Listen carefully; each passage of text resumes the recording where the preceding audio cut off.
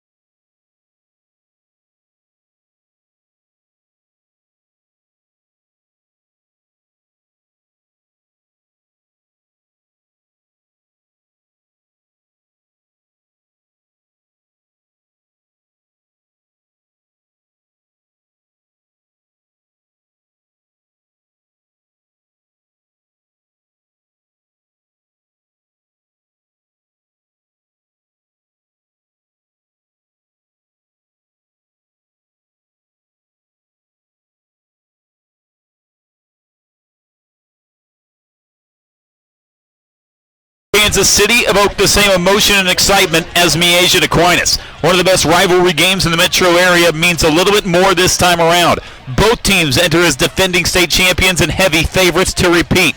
Tonight, an EKL title is up for grabs on Sports Radio 810. I'm Tim Spurl. He's Jeremy Crabtree. And Jeremy, this could be one of the games of the year. Yeah, it's a game we've been looking forward to all season long. And let's be honest, Tim, there are 21 players on the field. Actually 22, but there's one that makes a huge difference. So we're talking about junior star running back Tank Young, and it sounds simplified to say that if Aquinas can get a repeat performance from Young, he rushed for 44 times for 312 yards and 3 touchdowns last year against Miege, they'll win this game. It also sounds simplified if Miege's defense, led by fast-rising defensive lineman Max Van Meter, who has 17 tackles for a loss, and blitzing linebacker Jack Kincaid, who's also big run support. If they can slow down Young, the Stags will win this game. But this is the matchup that matters within the game of the game. If Young runs well, it sets up the rest of the Aquinas offense. They can keep the ball out of the hands of Miege's explosive offensive weapons, and if Miege can stop Young, it gives the Stags more chances to put points on the board and control the pace of the game. And again, that is a 100% correct stat. If people are listening at home, they're saying no way. He just said that. 44 carries in this game a year ago, 312 yards, one of a couple 300-yard performances for Tank Young. And again, 3 touchdowns in that game.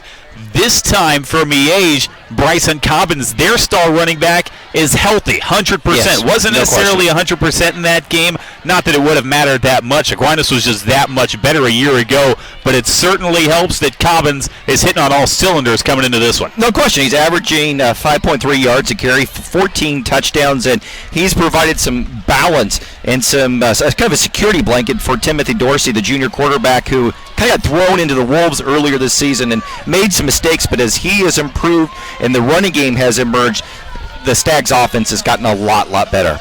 Bishop Miege will touch the football first. They will go left to right across your radio dial, across your computer screen. If you're watching us at home, Miege in those all-red unis, the white stripes on the side, the red lid with a white M on the side, and Aquinas in their road whites, the gold pants, the gold helmet. They will go right to left in this opening quarter. Daniel Jackson back deep for Bishop Miege, and this is one of the most explosive athletes in the metro area. He's already got 1 touchdown, kickoff return for a touchdown, actually game-winning kickoff return for a touchdown against Mill Valley, and he is incredible to watch, very electric, heading to the University of Minnesota. We are underway in week 7. An end over and kick is going to carry a yard deep into the end zone, and here comes the Bishop Miege offense, and again, Jeremy, Bryson Cobbins, hitting on all cylinders. 5 touchdowns last week in the victory against Blue Valley. Yeah, he was incredible. Offensive line did a tremendous job. Brian Burns, the Harvard committed, 6'5", 260-pounder. Nathan Smith and Matt Virgil on the right side of the offensive line did a great job also, but we got to see how Timothy Dorsey comes to play. The junior quarterback has been inconsistent at times, but during this 3-game winning stretch, he has been outstanding. Miege averaging 36.5 points a game on offense this year, 230 yards through the air. They've got 2 to the right side as Dorsey will start from the pistol. He's going to turn, give to Cobbins, bouncing it out right side, picking up a block. Bryson Cobbins across the 35 and getting drugged down near the 39-yard line. 19 yards on the first play from scrimmage. And they go right to the right side of the offensive line, who opened up huge holes last week against Blue Valley. And you're right, a healthy Bryson Cobbins is huge for Miege. They go quickly to the line, as they always do. Opening possession of the ball game from Bishop Miege High School. Dorsey shotgun snap, looking right, stepping up in the pocket, running away from pressure. Now he's going to tuck it and run it across the 43-yard line out to the 45. Extends the football. Ball came out of bounds. And we'll see where they mark Tim Dorsey. I think they're going to give him almost a first down. Nice scramble, nice read, nice coverage on the back end by Aquinas. And Dorsey steps up and makes a nice run. They give him 9 yards out to the 48-yard line, and they go quickly again. They give to Cobbins straight up the middle, has the first down across midfield into Aquinas territory near the 48. Well, this is an important driver early on for Miege to kind of show that they can run the ball effectively. We know that St. Thomas Aquinas is going to run the ball, Tim, but if Miege can be balanced and run the football effectively early on, it keeps this defense honest. Cobbins up over 700 yards rushing on the year. 14 rushing touchdowns to his name. Dorsey wants to throw on a 1st and 10. Loading up a deep shot for Jackson, who dropped it. Great coverage on the play by Corden Harris, but it got Jackson in the hands. He just couldn't complete the catch. Yeah, and that's an outside linebacker running with Daniel Jackson, who is he doesn't have the best wheels, but he's fast enough. But that's an outside linebacker running with him.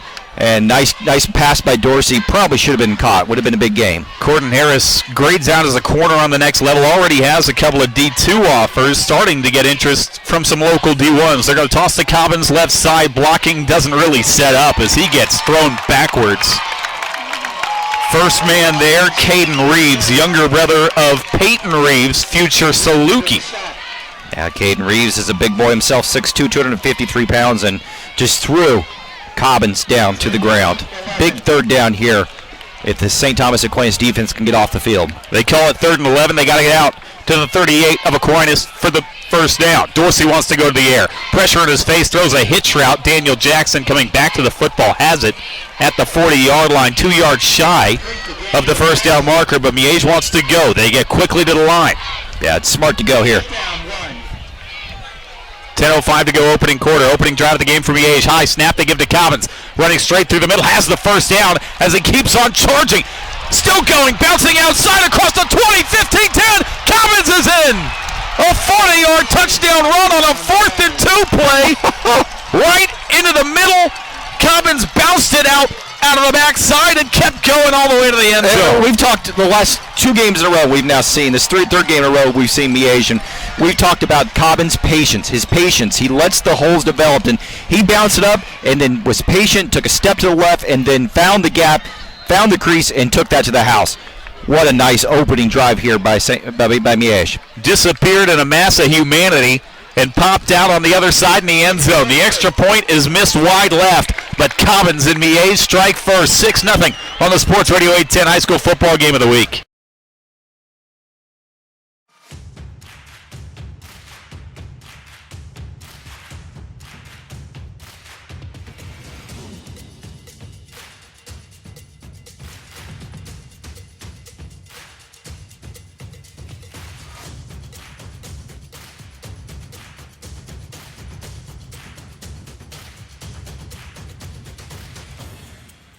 Gear up for Back to Sport at Academy Sports and Outdoors.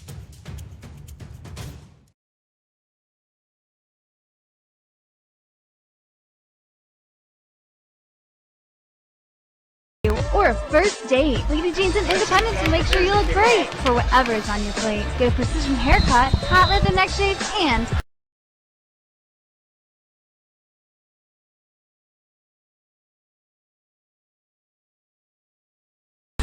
favors the well-groomed. Lady Jeans and Independence. It's wicked awesome.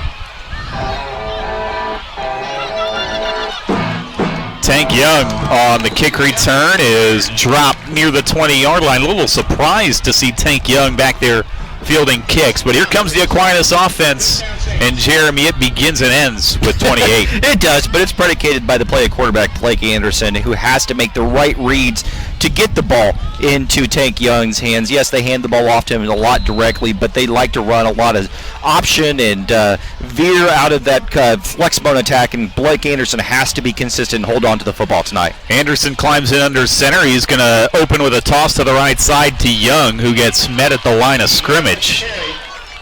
Tank Young, 156 rush yards a game coming into tonight. 16 touchdowns on the ground.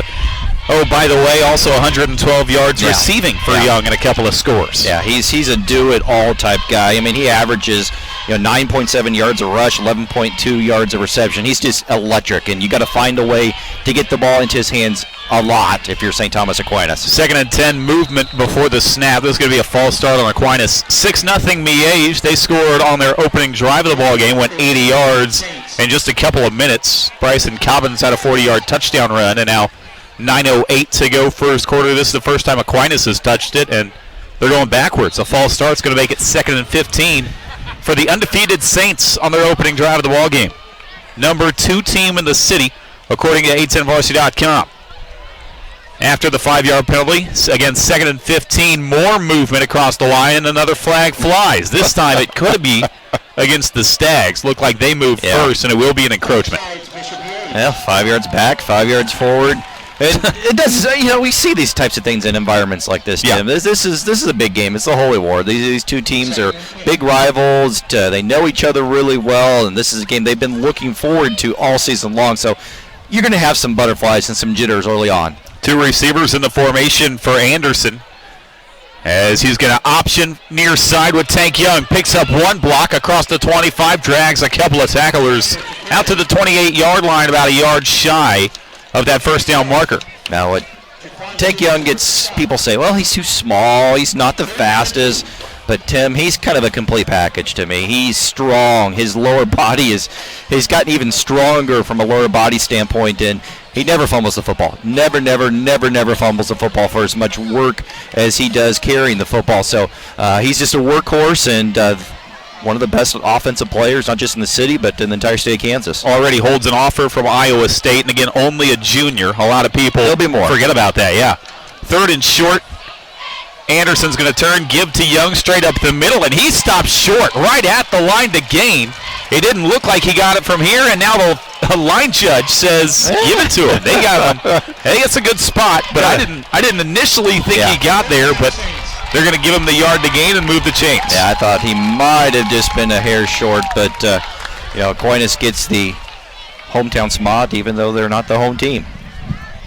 Packed house, by the way, here at Miege. It filled in. We were worried it wasn't going to be kind of full on the Aquinas side. The Aquinas crowd was a little late showing up, but now that they're here, they're here. 1st and 10 from the 30-yard line goes Aquinas, their own 30. As Anderson sends a man in motion, play fake, wants to throw. This pass tipped at the line and picked off at the 36-yard line. Miege is back in business. Off the tip, it was Jack Kincaid, the inside backer, and there's your first turnover of the game. And we talked about Kincaid in pregame about just how active he is and how him and Van Meter make plays happen. And it was Jake Welsh who tips the ball, number 44. Welsh, Kincaid, and Van Meter. They're 3 defensive stalwarts on this Miege defense, and coming up with big plays right there. And suddenly now Miege just has outstanding field position. From the Aquinas 36, we'll start the Stags. 7:16 to go opening quarter, already leading 6-0 in a pick, and they're right back on the football. Dorsey out of the shotgun. He's got receivers bunched to his right. He's going to flip to Jackson on a jet sweep. Looking for blockers. He's across the 30 as flags fly. He picks up 8 yards. We'll see if this one is coming back. Kind of thrown into that holding area. But I do like what Miege is doing by trying to get Daniel Jackson involved early on. And he made that big play against Rockerston 2 weeks ago. His touchdown reception kind of flipped that game on its end. And got to get him involved, because it then takes the pressure off of Tim Dorsey to have to make tough throws if you can get Jackson the ball in different ways. Holding call is going to move Miege backwards. Spot foul, making it first at about 15 from the 41. 6-0 Miege, 7:08 to play first quarter. Miege interception just moments ago, and back out there offensively. High snap, they're going to give to Cobbins on the counter, left side. A stiff arm has got him across the 35 and ridden out of bounds, shy of the 30-yard line at about the 32. But already Cobbins starting to get going in this opening quarter. We're not seeing any penetration from this Aquinas defensive line. Last year when this matchup happened, it was the defensive line and offensive line for Aquinas whooped them on both sides of the ball. Not the case right now. 2nd and 7. They'll call that 8 yards. They're going to give to Cobbins again, straight up the middle, spins off 1, and he's across the 30-yard line. Sets up a 3rd down here, 3rd and about 4 to go for Miege. It's still manageable type situation. If you're Miege, you can feel comfortable potentially running the football again, and if it's short, probably be a 3rd or 4th and short type situation. The future Minnesota Gopher is in the slot to the right side. 2 receivers to the right. For Dorsey out of the pistol formation from the Aquinas 30. It's Cobbins again, bouncing right side, nowhere to go, breaking off 1 tackle and fighting for the first down marker. Wow. Did he get there?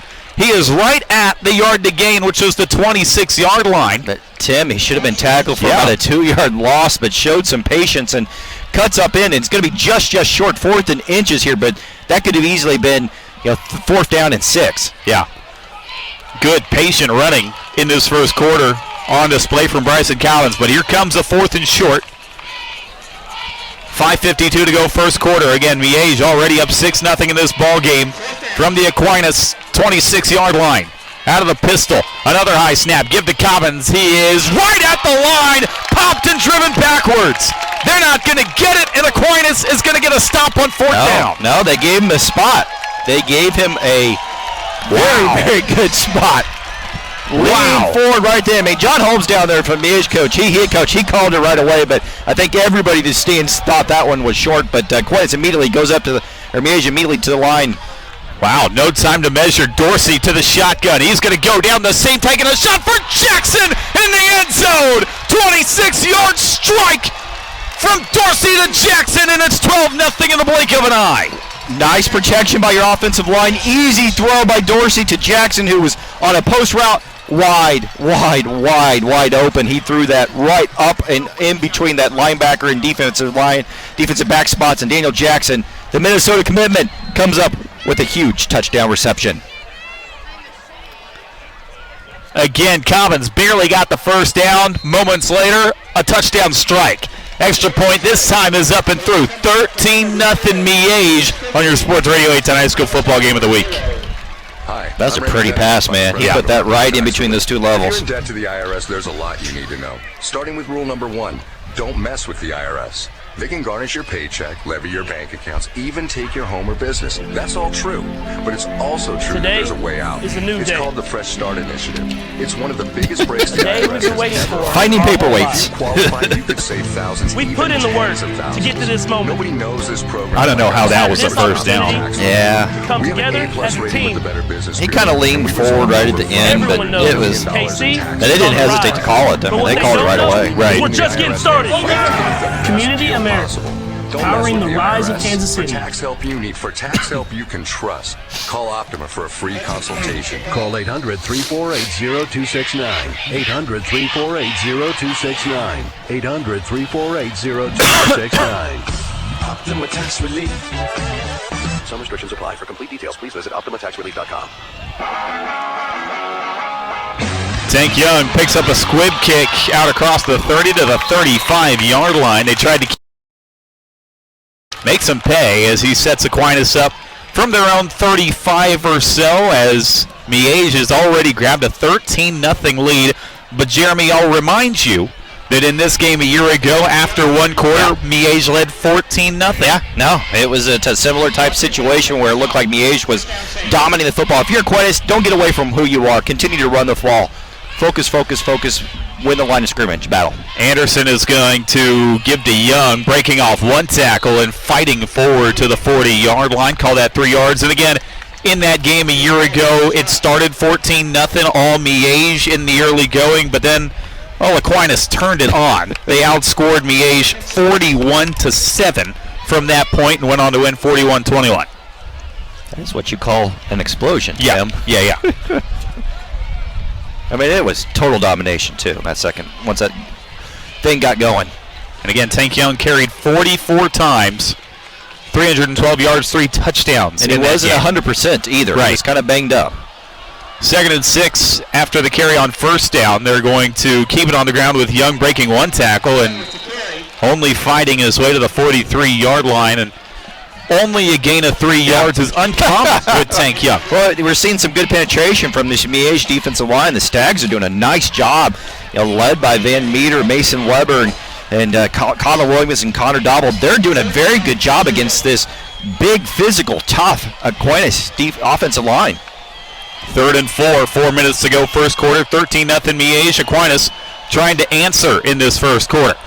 Anderson under center, sends a man in deep motion to the right side. He's going to option right side. He keeps it, gets spun around, goes nowhere. Back to the line of scrimmage and no more. It's 4th and 4 for Aquinas. And that is textbook how you defend the option. They had the pitch covered and they had the quarterback covered. Excellent job by Miege's defense, but Aquinas shows no hesitation at all. They're going to go for it here on 4th down. They line up quickly. 3:30 to go first quarter. Barnett goes in motion to the right side. Now Anderson peeks out from center, checks the sideline.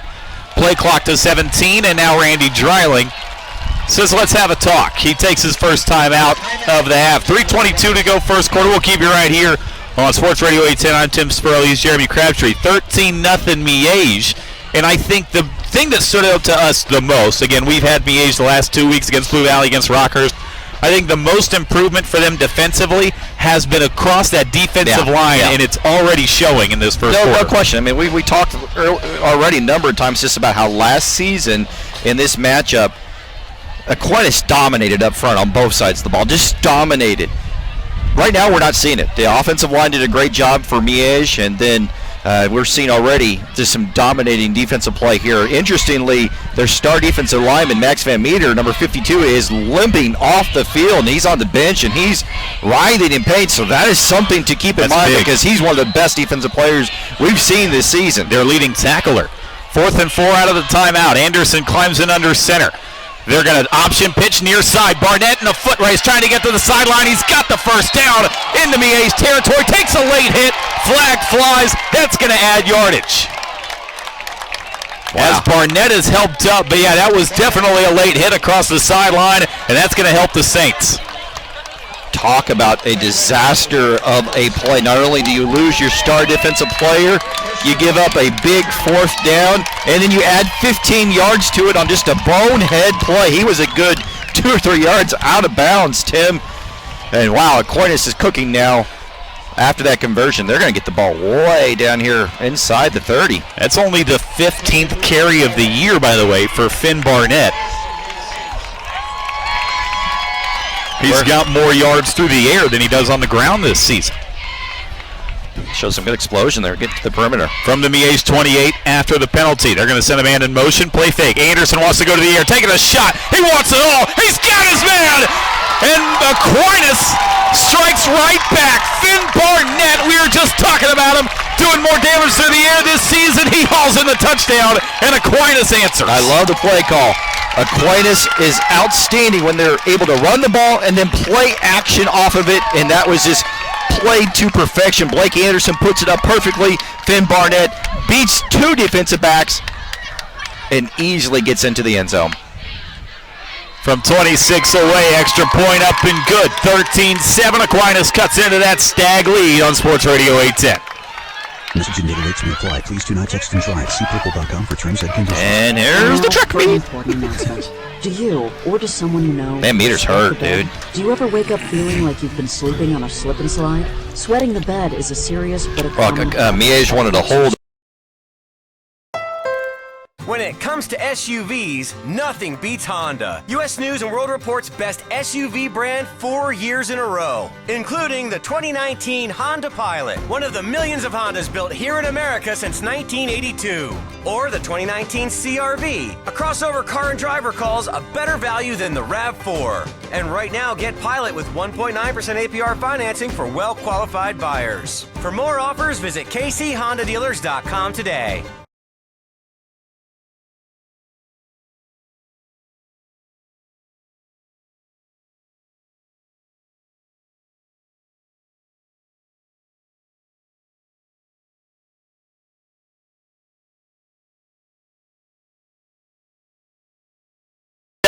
.309 to go first quarter. Miege on top, and Aquinas just answered.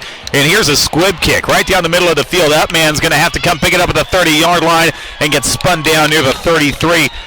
And we've seen that already a couple of times, once from Miege and now from Aquinas. But I don't know if I like that, Tim. Yeah, I don't. Especially because we talked in the break here about, we haven't talked yet about the wind, but Aquinas was kicking with a 15, 20-mile-an-hour wind at their backs, and the first kickoff, they put it into the end zone. So you give up, almost 15 yards of field position here by squib kicking it. Maybe they thought they were going to catch them off guard. Maybe they're going to be able to recover it in some fashion. 3 to the left side for Dorsey, who's going to turn and give to Cobbins behind left guard as he pushes the pile forward out across the 36-yard line. Pick up a 3 on first down as we wind inside 3 minutes to go in this first quarter. Miege 5-1 on the year. Number 1 ranked team in Class 4A. Aquinas undefeated at 6-0.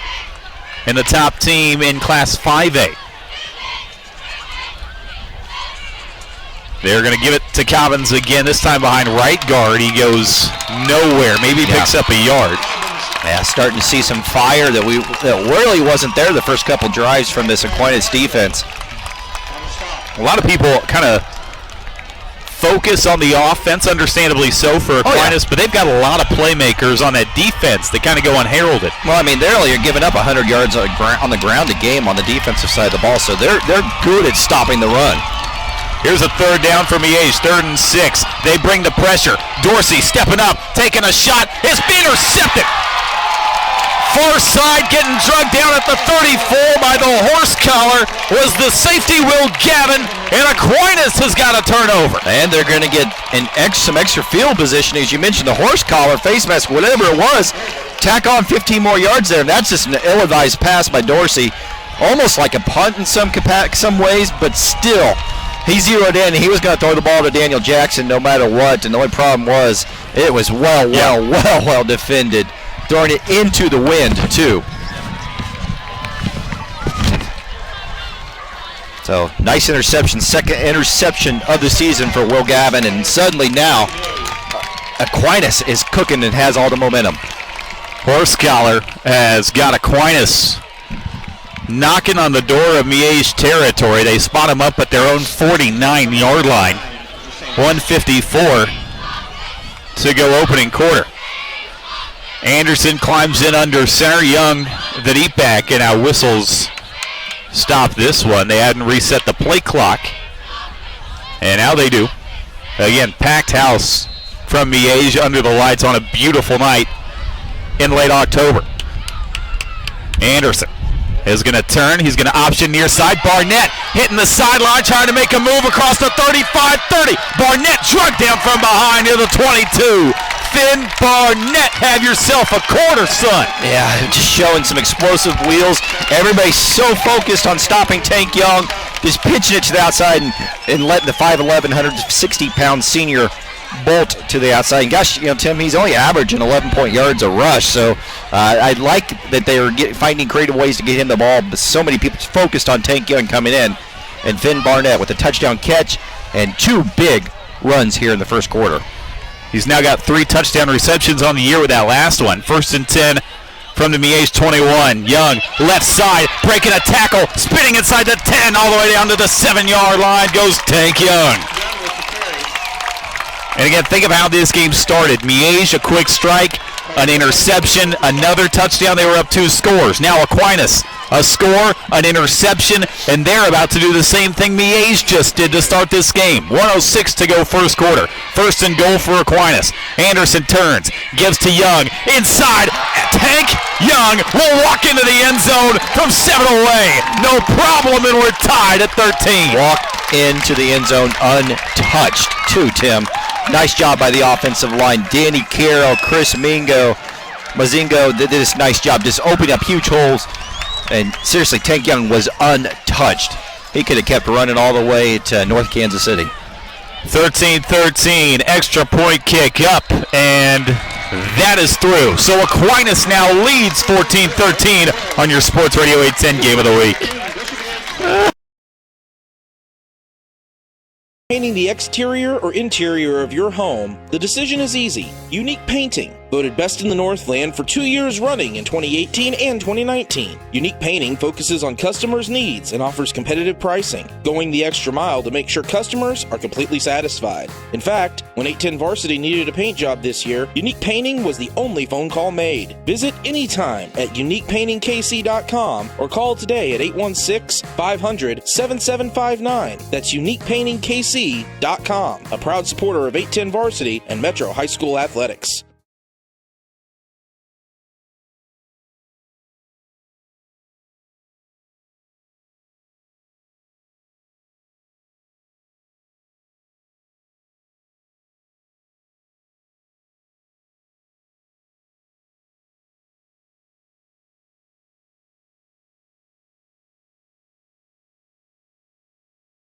We're still in the first quarter. 57 seconds to play in the opening quarter. Another squib kick is going to get angled toward the far sideline and get out of bounds near the 25. The penalty is going to give Miege great starting field position. And again, they're kicking it away from Daniel Jackson, but you know you can put it in the end zone, so why not just put it in the end zone?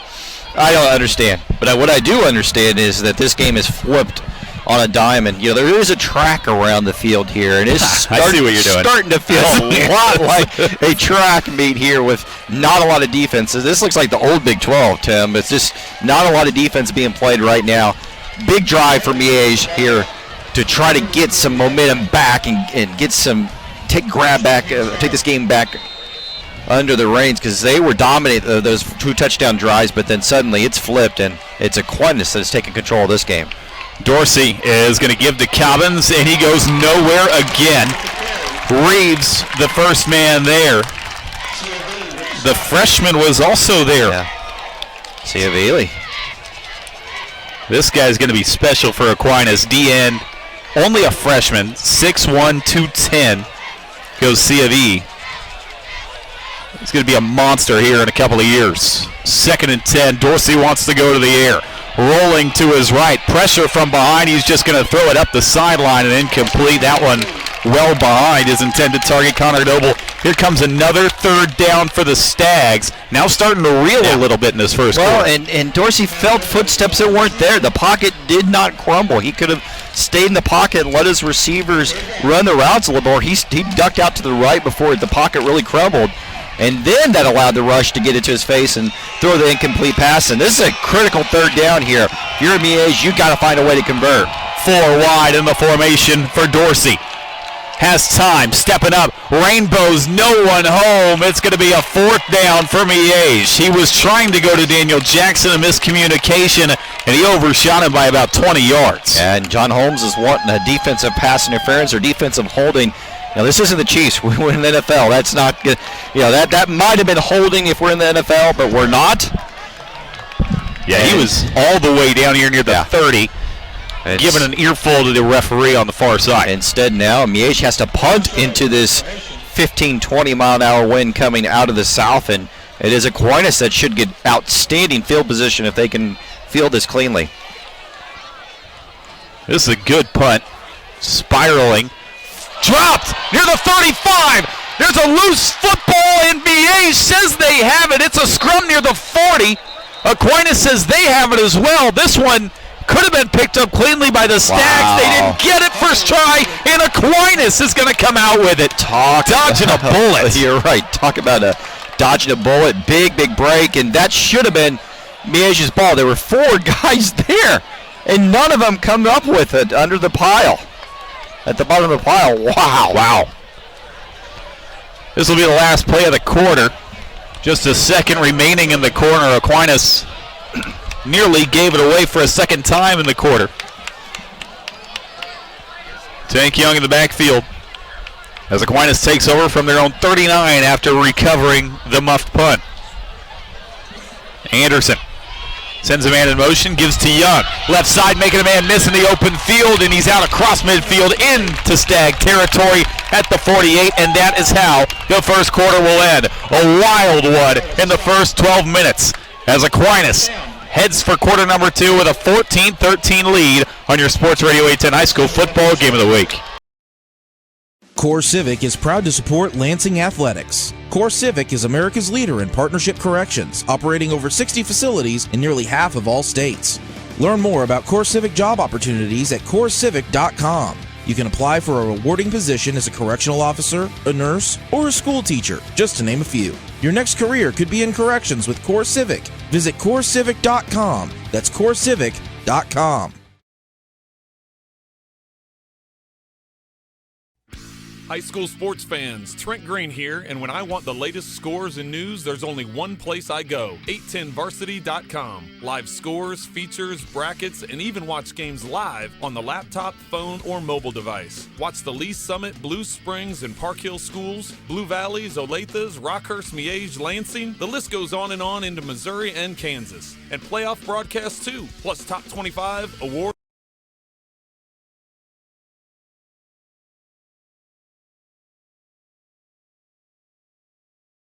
To Bishop Miege High School as Aquinas will start in Miege territory from the 48, and the first play of the second quarter is going to be a run to Tank Young across the 45 as he pile drives his way down near the 44. 14-13, again 13 straight points to start the game by Miege. Aquinas responded with a touchdown, a pick, and another touchdown to go up 14-13. Yeah, and it certainly feels like Aquinas has taken over control of this game, and I can't stress this enough. With Max Van Meter, the big defensive lineman, out for Bishop Miege, it's now suddenly Aquinas that's just taking over total domination at the line of scrimmage. That he makes that much of a difference. 2nd and 5, they're going to give to Young. Breaking out, one tackle. He's across the 35, dragged down from behind near the 32-yard line. Tank Young starting to get rolling in this first half. And they're running right where Van Meter normally is, at that defensive tackle spot over the left guard, and they're just running right over them, and it's working. Nice push by the offensive line, and we see the patience by Tank Young, see the explosiveness from him, and this is just easy pickings right now for Aquinas on the offensive side of the ball. 11:20 to go, second quarter. Aquinas with the lead and driving from the Miege 31-yard line. Anderson is going to turn, give to Young straight up the middle. He falls forward for a pair. And again, you keep talking about Van Meter. He's not just an excellent defensive tackle. He is their leading tackler. Yes, and he just came running back from the locker room. He's got his helmet on, and they're slapping him on the head, hoping he's going to get back in there. He did something in the locker room. He's walked up to the defensive coaches and said, "I'm ready to go, coach." Yeah, the importance of him being out there cannot be understated.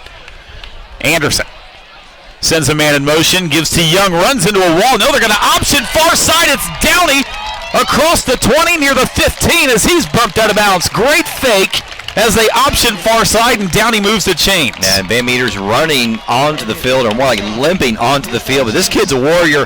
But this shows you how everybody loves the sexy, spread it out and throw the ball all over the place in high school football now, college football. But there's nothing prettier than the flex bone in the option football when it's run to perfection. And that is exactly what Aquinas is doing right now. 1st and 10 from the Miege 15-yard line. 10:41 to go, second quarter.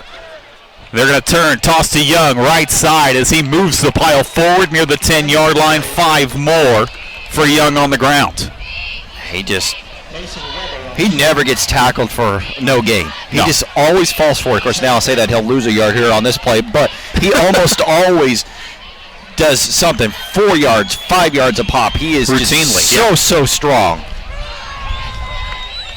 2nd and 5 coming up for the Saints as they flip to Young again, right side, breaking the tackle as he scampers his way to the 6-yard line. Oh, a nifty move by Young. Yeah, he put a clown suit on Jake Welsh right there, who has had a good game so far, but he ducked underneath him, lowered his shoulder, and got through there. Kind of got skinny. You usually see that when you're trying to blitz the quarterback. You try to get skinny and get past the offensive lineman, but it was the running back that got skinny, twisted sideways, and was able to get up the field to make this a very short 3rd and 1. 3rd and 1 from the 6. Tank Young already 1 touchdown in his first half. Anderson will give it to him. He goes nowhere, ran into a wall. He tries to extend the football forward, but I'm not sure he got there. I don't think he did. They're calling for 4th down here, and obviously, if you're Coach Dryling, you're going to go for this here. Big moment in this game right now. If Miege can somehow stop them. But again, moments like this are bread and butter for Randy Dryling. 4th and just a yard from the Miege 6-yard line with a 14-13 lead are the Saints of St. Thomas Aquinas. Anderson climbs in under center. Gives the hard count. Looks up from center. Now checks the sideline. Play clock at 3, and Dryling is going to take his 2nd timeout of this first half. He's going to have a conversation. I still don't think that they bring the field goal unit out here. No. Certainly I go for it here, especially with the way that your offensive line has taken over this game. And, it's easy to talk about Tank Young and the job that he does, but this offensive line, they deserve a lot of credit also all season long. They just have been consistent, injury-free, opening up holes. And they're not always the biggest guys. Tim, Aquinas has had big offensive linemen. They had Mickelson last season that went to Oklahoma State. They've had big physical offensive linemen before. They're not as big this season, but they're just as physical. And they're opening up a lot of holes here. And don't be surprised if they keep this one right on the ground again. And to say we're tougher than stronger and more physical than your defensive line is. Aquinas has already converted a 4th down tonight. They did it back in the first quarter. They tossed to Barnett on a 4th and 4 as he sprinted to the sideline and moved the chains. Now here's a 4th and 1 from the Stag 6 out of the timeout. 1 receiver of the formation. Young the deep back. Anderson's going to give to Young. Left side pushing the pile forward. He is right at the 1st down marker, and it's going to depend on the spot. I think they're going to probably just give it to him, stretching it out at the end, but it was a lot closer than what it probably what it was. They're going to call for a measurement. They gave it to him. Yeah. They get just enough. Just enough. Just enough. To the 5-yard line. 1 receiver in the formation. That's Thompson. Wide to the left side. Anderson turns. He's going to give to Young. Straight up the middle. He's going to be short. Knocked down near the 3-yard line is where they'll mark him. 2nd and goal. 8:20 to go till halftime. And again, 1-point advantage for Aquinas. That must have been a predetermined that they were going to hand it to Young, because if Anderson pulls that and pitches, it's a touchdown easily. Kind of held my breath there because it looked like the option was wide open for him, like you said. Now here comes the 2nd and goal. Out of that wishbone look. Anderson gives to Young, and Tank has got his 2nd touchdown of the night. From 3 yards away, he just forces his way in behind right guard, and it's 20-13 Aquinas. Yeah, Chris Mazingo and Danny Carroll, the right side of that offensive line just blew a huge hole, and I probably could have ran through that one, Tim. Nice job by Aquinas, just punching that one into the end zone. Well, you're deceptively nimble. Deceptively nimble. People don't give you credit. Extra point kick up and through. Aquinas up 8 on your Sports Radio 810 High School Football Game of the Week. In the last 10 years, we've done over 174,000 repairs through the front door. That's not just repairs.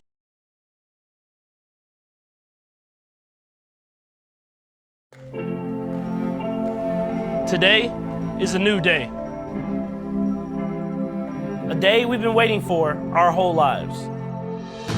We've put in the work to get to this moment, to have this opportunity to come together as a team. Everyone knows KC is on the rise, but what they don't know is we're just getting started. Community America, powering the rise of Kansas City.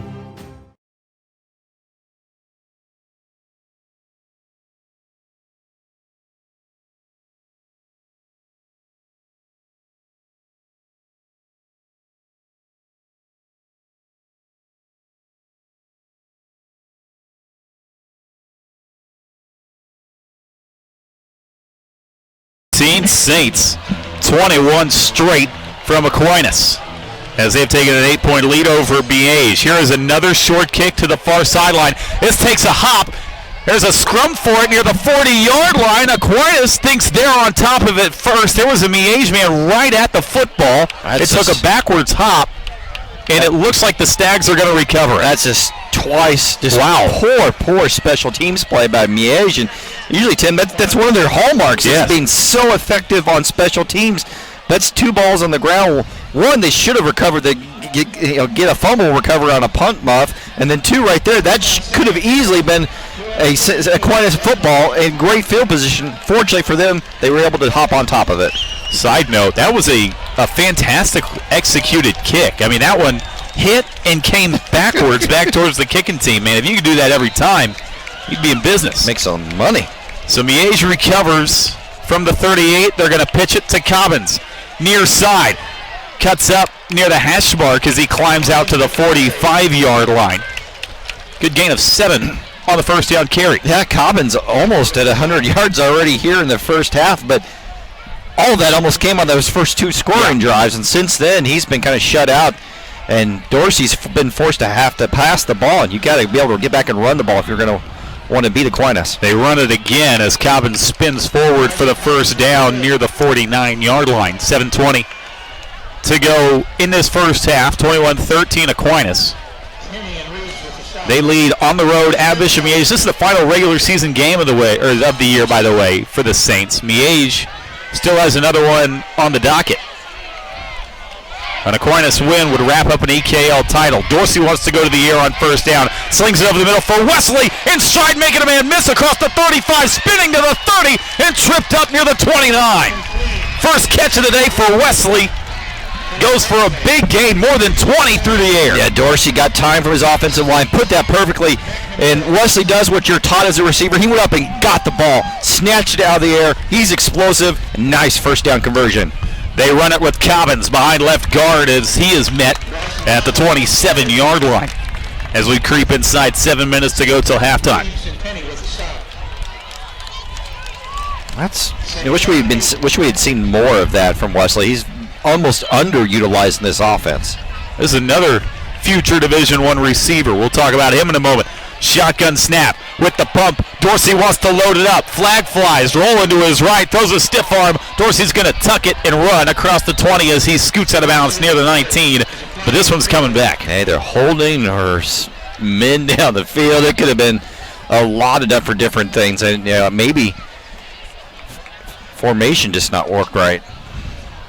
Now they're pointing toward face mask against Aquinas. Could be one of those, it's a hands to the face call. Yes, it is. So, shades of Green Bay, Detroit from Monday night. It's going to be a hands to the face on Aquinas. This one, though, we can't take to the replay board. Now, they were pretty emphatic about it. The side judge called that right away.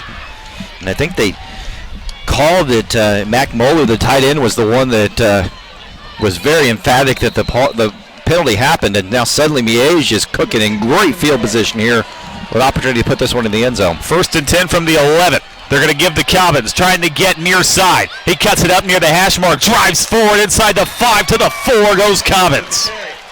Boy, did that play look like it was going to be a no gain or a loss of 1 or 2? Instead, he gets it all the way to the 3.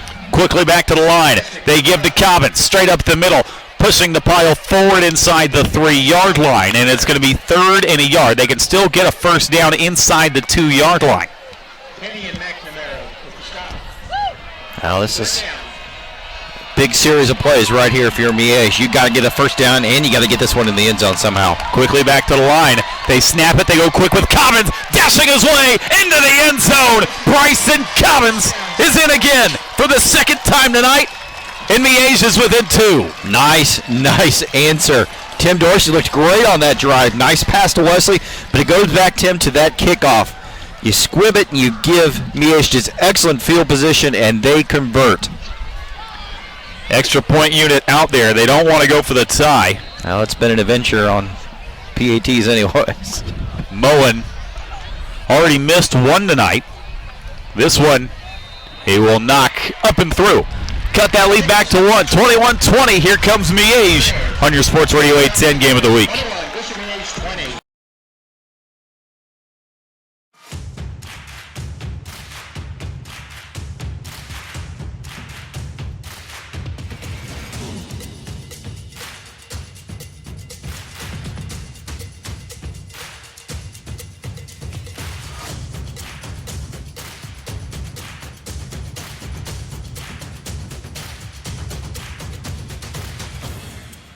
Gear up for back to sport at Academy Sports and Outdoors.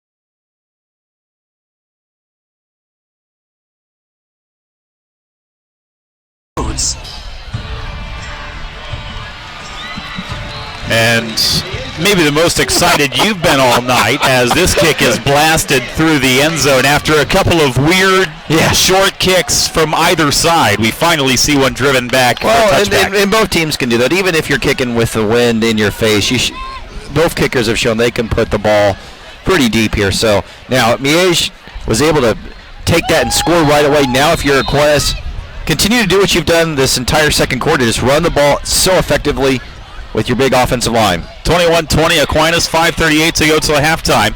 As they take over from their own 20-yard line, it's Tank Young spinning forward for only a yard. And again, one of the best running back recruits, like you mentioned at the top, in the entire state. Already has the Iowa State offer. More are on the way. Yeah, I'm curious to see what recruiters think about his ceiling. I guess because he's not known as the fastest guy around, but gosh, he's so productive, so strong, so complete. He can catch the ball in the backfield. He's almost hampered by being in this flex-bone offense, to tell you the truth, because he doesn't get to showcase his flat-out speed. He's fast. They're going to give to him again. Not a lot of running room. Ball came out on that one. And Aquinas says they're the first to it, and they are, but they're back to the line of scrimmage, and it'll be 3rd and 9. Well, in a rare fumble. It was, yes. That's only the second fumble of the season for him.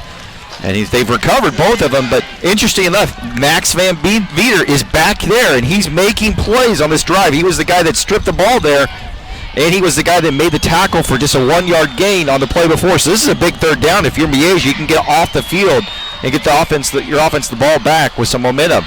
Too wide to the right side for Anderson. Let's see if they go to the air on a 3rd and 9 play.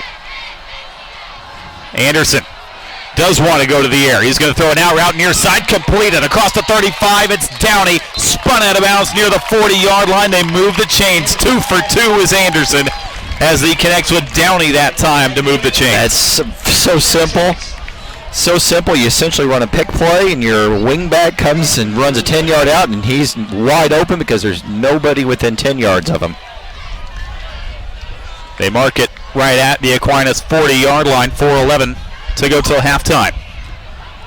Downey goes in motion to the left side. They're going to option pitch to Tank Young. Looking for a block on the edge. Making a man miss across the 45, just shy of midfield goes Tank Young, 9 yards on first down. I would have liked to see him just put his foot in the ground and go on that play, though, Tim. There was a lane there for him to go, but he was trying to wait for the block. If he had just gone, he might have gotten up the field for another 20 yards or so.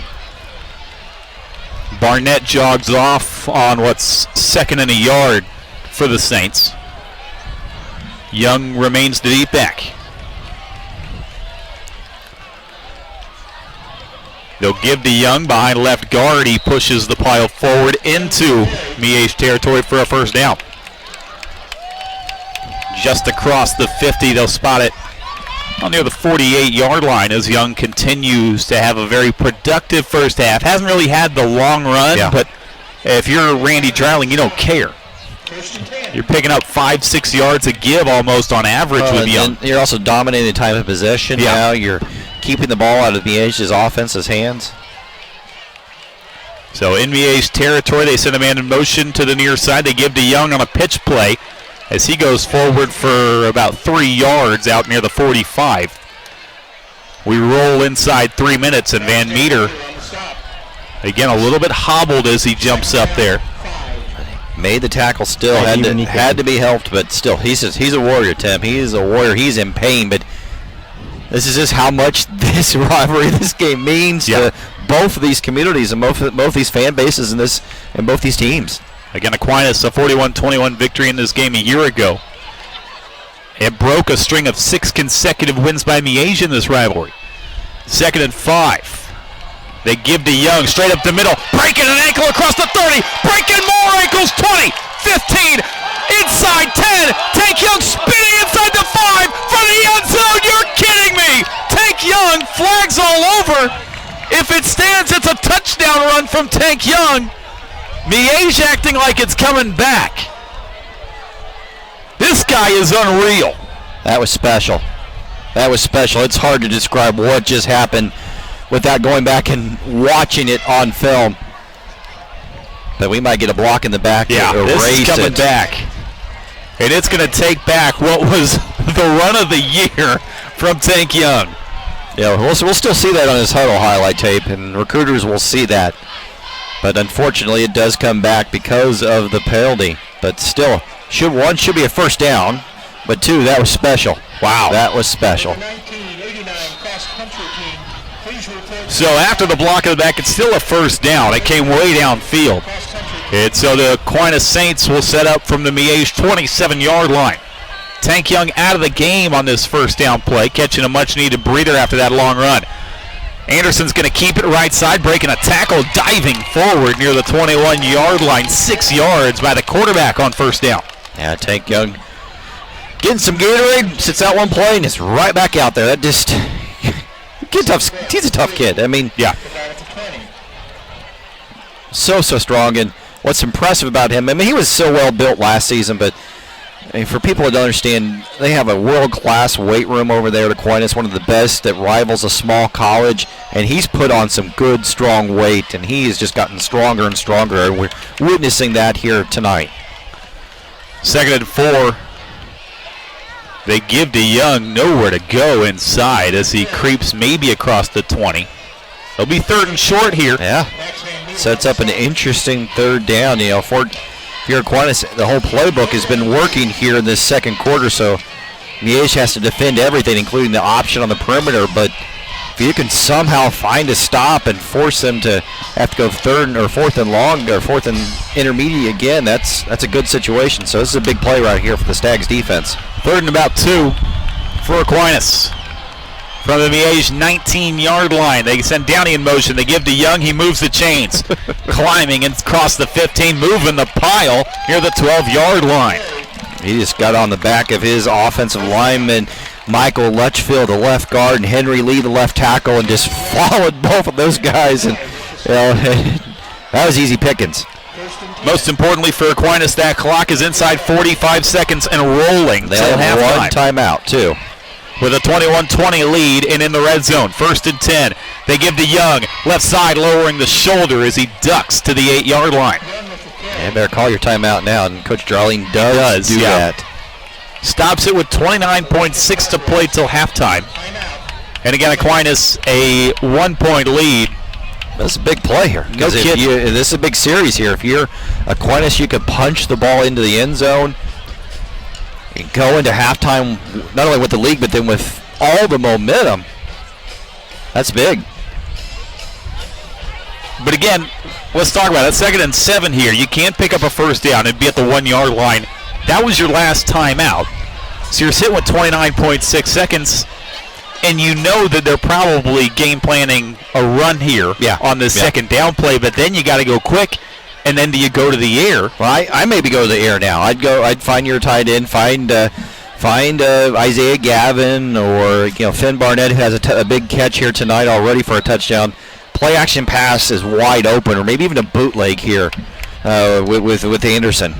I go to the air here on this play. Anderson has thrown 2 passes in this first half. 1 for a touchdown, the other for 20 yards. So 2 for 2 throwing the ball. Let's see what he does here. 2nd and 7 from the Miege 8-yard line. 29 seconds till halftime with a 21-20 lead. Anderson sends Barnett in motion. They're going to give to Young straight up the middle, pushes the pile forward, but a flag flies from the back judge. Oh, that's big here. If it's holding, that they're walking back immediately. Young got all the way out to the 3-yard line, but it is going to be a hold. And how about this? You want a score update. Rockhurst has got a 10-0 lead over CBC in Tony Severino's final regular season home game. CBC, the reigning Missouri Class 6 state champions, beat that same Rockhurst team in the state championship last year. In this game, I don't think Aquinas realizes the clock is running. We're now going to be about 15 seconds before they even get a snap off. Now they realize it. They sprint to the line. Inside 14 seconds. Anderson gets the snap off. Straight drop. Rolling to his left. Getting chased from the backside. Anderson trying to get rid of it. Now he's going to run. Head out of bounds. Take a shot. Flag flies with 5 seconds to go in the half. Wow. Jake Welsh.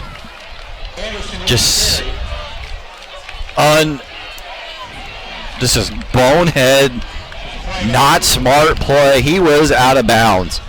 And they're going to get half the distance, obviously. Yeah. But again, you got to take the field goal here, right? 5.1 to go in the half. You're out of timeouts. And even after the penalty, you're at the 8-yard line. They're going to bring the offense out, it looks like. So you've got to score a touchdown on this play, you do, or you're at halftime. Again, you can pick up a first down at the 1, but I don't see that happening. I see this is got to be a shot for the end zone. This is probably the last play of the half. And their line, So here we go, 5.1 seconds to go in the first half from the 8-yard line, unless they're just going to go hard count, but they don't have any more timeouts. They forgot to reset the play clock. Now you hear whistles in the background. And they're lined up in a tight formation, which makes me think they're maybe going to run some type of corner route with the tight ends or the slot backs or something. And then John Holmes calls timeout. This is a gutsy decision by Randy Dreiling. It's a big play. This is momentum, regardless of the second half. Exactly. And again, you revisit last year. Miege, 14-0 lead in the first quarter. Aquinas stormed the gates in the second quarter, took a 21-14 lead in the halftime, didn't look back, had all the momentum. Here it's been similar, but Miege found an answer on that last drive. And if you can get a stop here, if you're Miege, you feel awesome going into the second half. Well, now the kicking team line comes out. So this will be off the left hash. Dreiling changes his mind. It'll be a 25-yarder. You would think it'd be a chip shot for Charlie Weinrich, the sophomore kicker. Snap, hold, kick on the way, and that one is punched up and through by Weinrich. 24-20. We'll keep you right here. Just a half second to go, but we pause 10 seconds for station identification.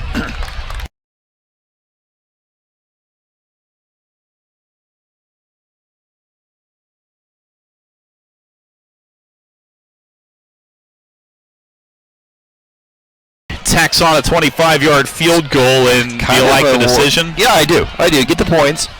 It kind of almost feels like a win, though, if you're Miege. Yeah. In a way, you kept him out of the end zone, what looked like was going to be a sure shot for a touchdown.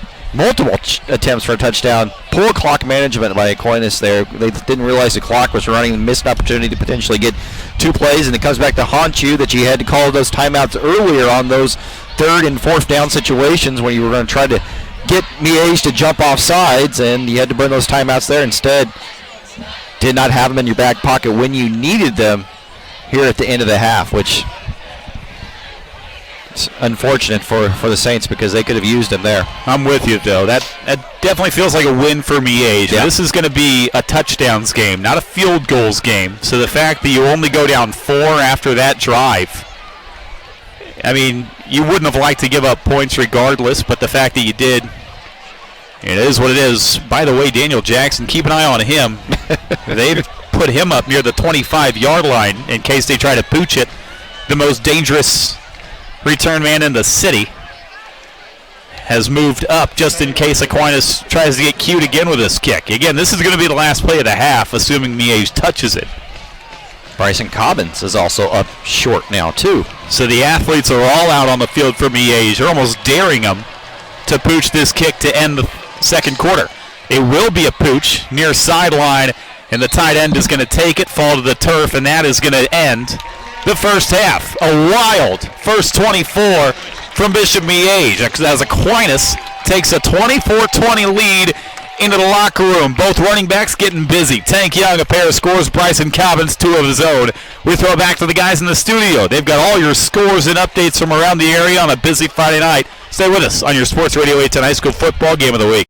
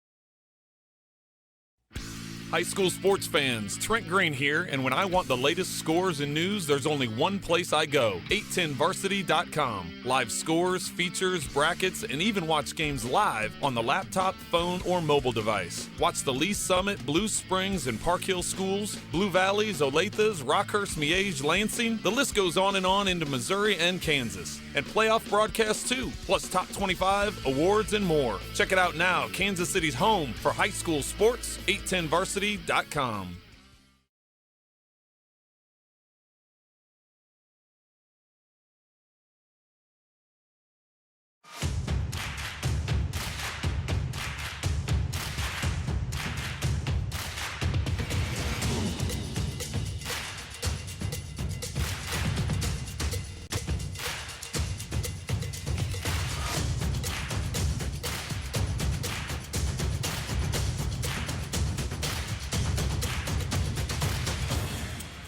Gear up for back to sport at Academy Sports and Outdoors.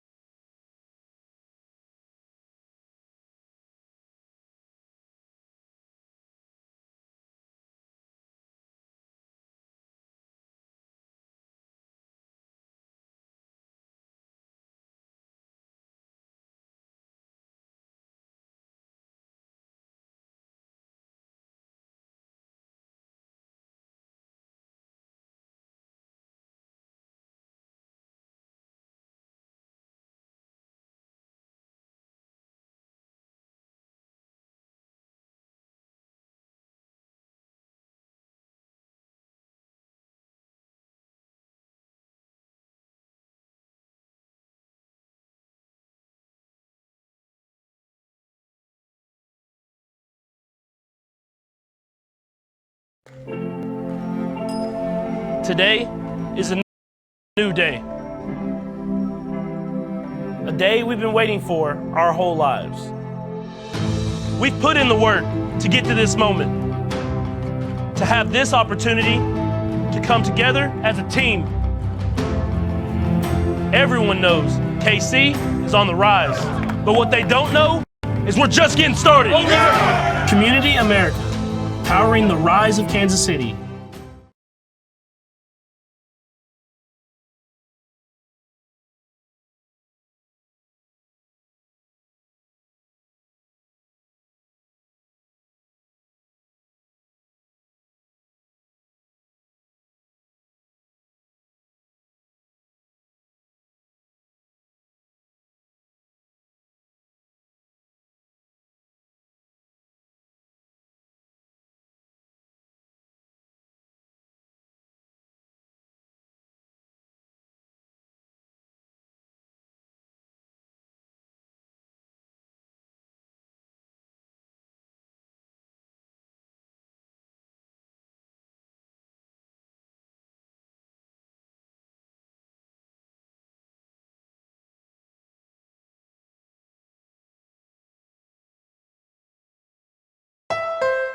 When it comes to SUVs, nothing beats Honda. U.S. News & World Report's best SUV brand 4 years in a row, including the 2019 Honda Pilot, one of the millions of Hondas built here in America since 1982.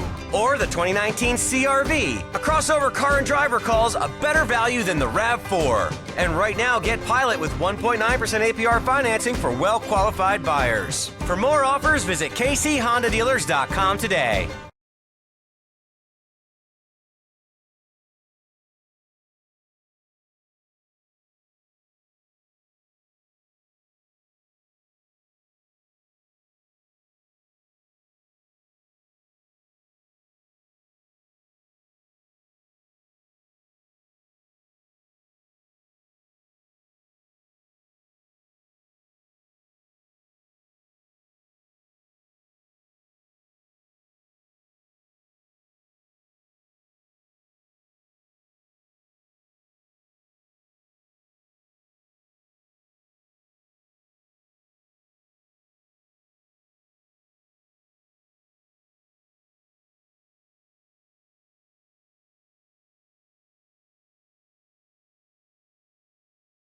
When it comes to painting the exterior or interior of your home, the decision is easy. Unique Painting, voted best in the Northland for 2 years running in 2018 and 2019. Unique Painting focuses on customers' needs and offers competitive pricing, going the extra mile to make sure customers are completely satisfied. In fact, when 810 Varsity needed a paint job this year, Unique Painting was the only phone call made. Visit anytime at uniquepaintingkc.com or call today at 816-500-7759. That's uniquepaintingkc.com, a proud supporter of 810 Varsity and Metro High School athletics.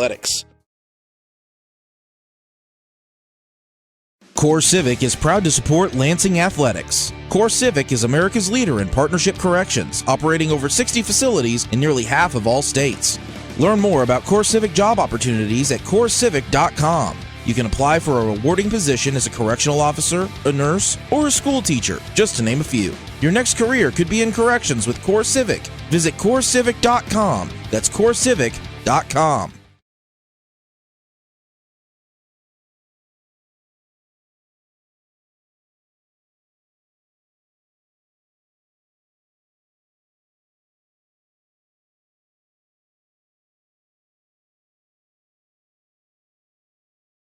So you got a couple of top 10 battles tonight that are really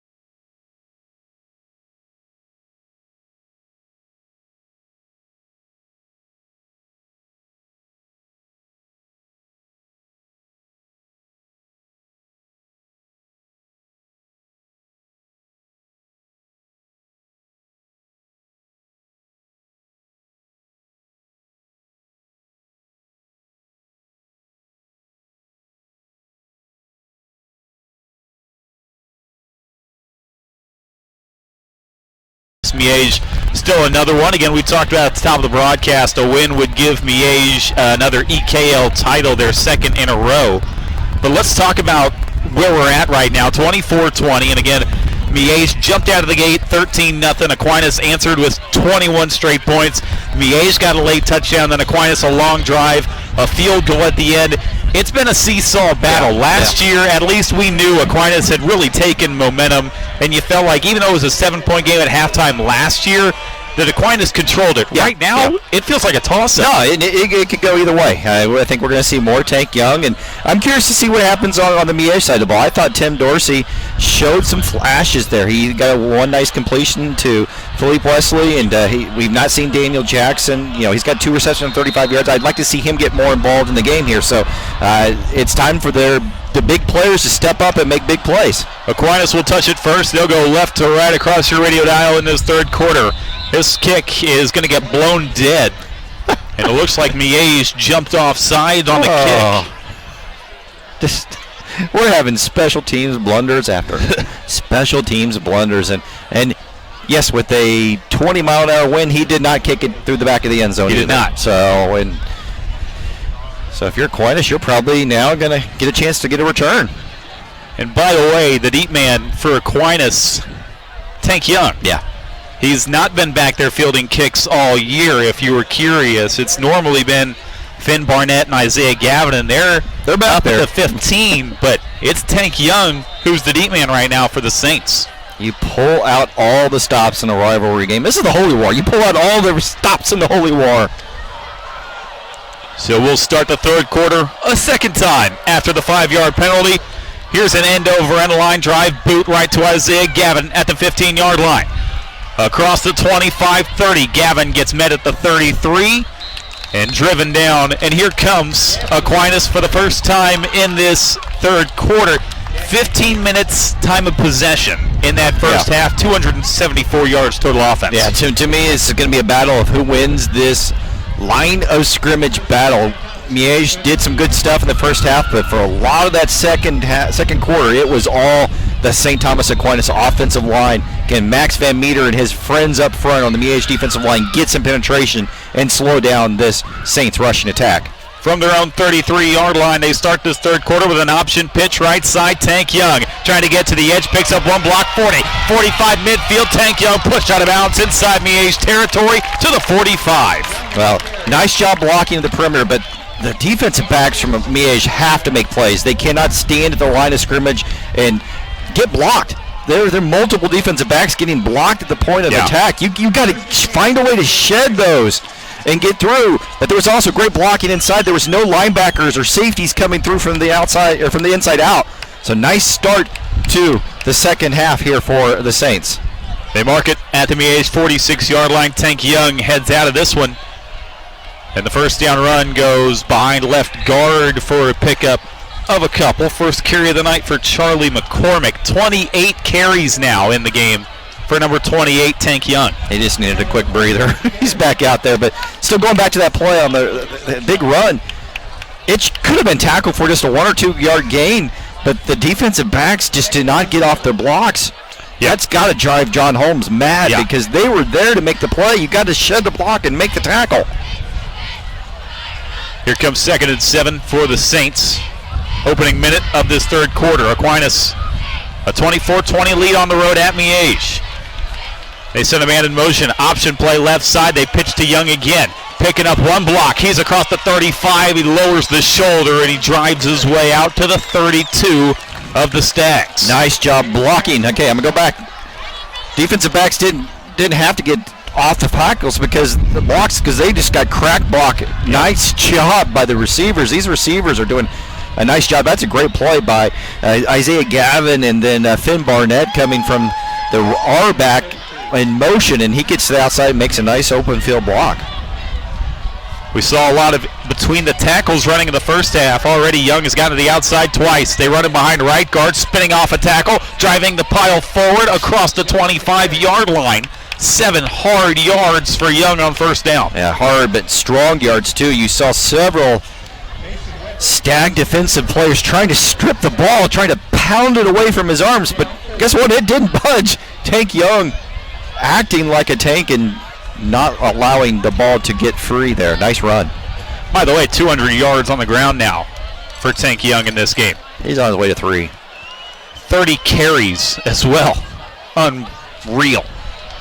2nd and 4. They're going to give it to him right side as he squeezes through a hole and fights forward to the line of scrimmage. Nothing for Tank Young on a 2nd down. Now here comes 3rd down. And this is a big 3rd down here for Aquinas.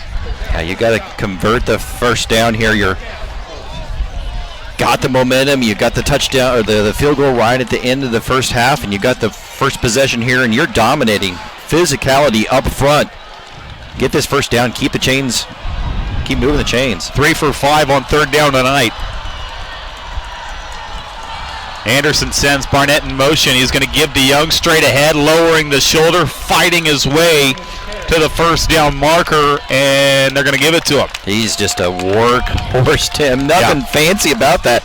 That's just our guys up front are tougher than your guys, and you cannot stop us. And guess what? They didn't. And they haven't much all night long.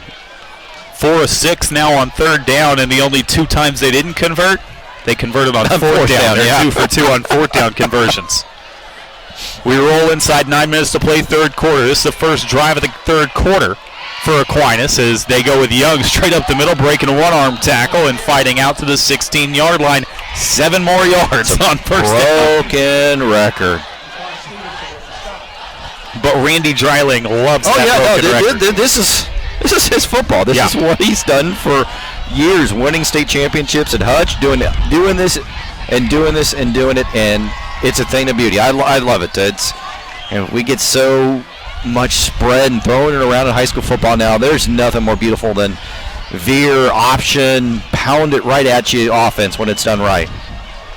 2nd down play. They're going to give to Young again, pounding forward. He's got 5 and a 1st down to the 11-yard line. A little counter action. I mean, we're seeing some new wrinkles here already in this 2nd half for Aquinas. The counter action, motion the right back and have him immediately go back to where he went from in the motion. We've seen some tosses to the outside. We've seen some freeze options. We've seen some new wrinkles.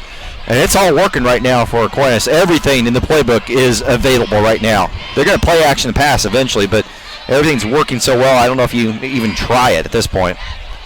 On a 1st down play, they are going to give to Young again behind left guard as he mows forward to the 7-yard line. Give him 4 yards on 1st down. You mentioned the state titles for Randy Dreiling. 8 state championships in Dreiling's career, and again, number 8 was captured last year with Aquinas, and he's the heavy favorite to get back again as there's an injured Stag on the field right now. Parker, the starting linebacker, and we haven't called his name much. I mean, we've called it a couple times last couple of weeks, but we haven't called his name much tonight because of the great job that the offensive line, the interior of the offensive line, he's the inside linebacker for Miege. The interior of the offensive line for Aquinas has just been so dominant here from about the 5-minute mark of the 1st quarter on. Parker remains down as he's helped up now into his feet by the training staff, but he had an interception last week in that win against Blue Valley, and we followed Miege the last couple of weeks. They dominated Rockhurst a couple of weeks ago and put it on Blue Valley last week, 41-23. And Aquinas, we haven't talked about them much. They're coming in off a tight one, a game where St. James nearly scored the tying. They've had 3 straight kind of close ones. They had a close one against Mill Valley. Then the Blue Valley West was a 14-point game. That's a little bit closer than what most people expect from the number 1 team in Class 5A. So here comes the 2nd and 6 after the injury. They get to Young as he's submarined to the 3-yard line, just a yard shy of that 1st down marker. Again, they can pick up a 1st down near the 2-yard line. I don't know if you saw that, Tim, but there were 2 St. Thomas Aquinas offensive linemen making blocks into the end zone, pushing their defensive linemen back into the end zone. That's just how dominating they have been on this drive. That's just so impressive. I think it was Danny Carroll, actually the center, had the defensive tackle pushed back a good 2 or 3 yards into the end zone. 3rd and a yard from the 3-yard line. Tank Young has already got 2 touchdowns on the night. They're going to give it to him. Right side, pushing the pile forward towards the goal line. 2nd effort. He is short at the 1. He does, however, have a first down. First and goal for Aquinas. They're calling it fourth.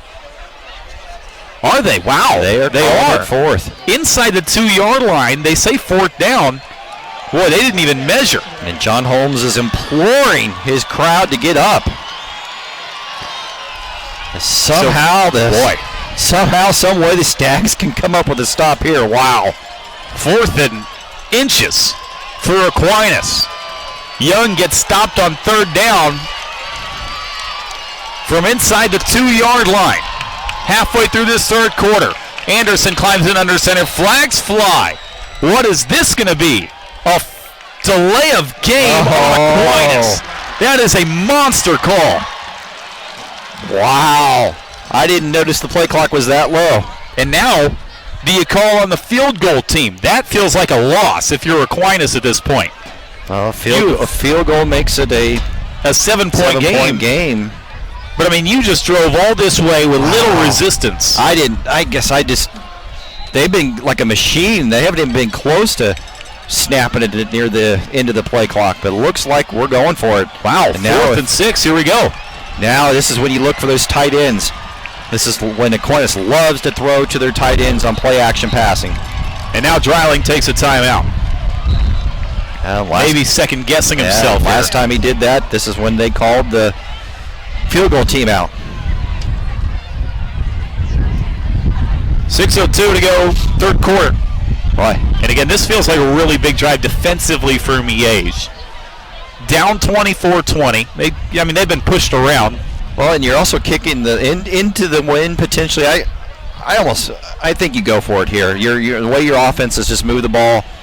Everybody's going to expect that Tank Young's going to get it. You play action pass it, find your tight end, get your quarterback Anderson out on the edge, and let him have that run pass option potentially.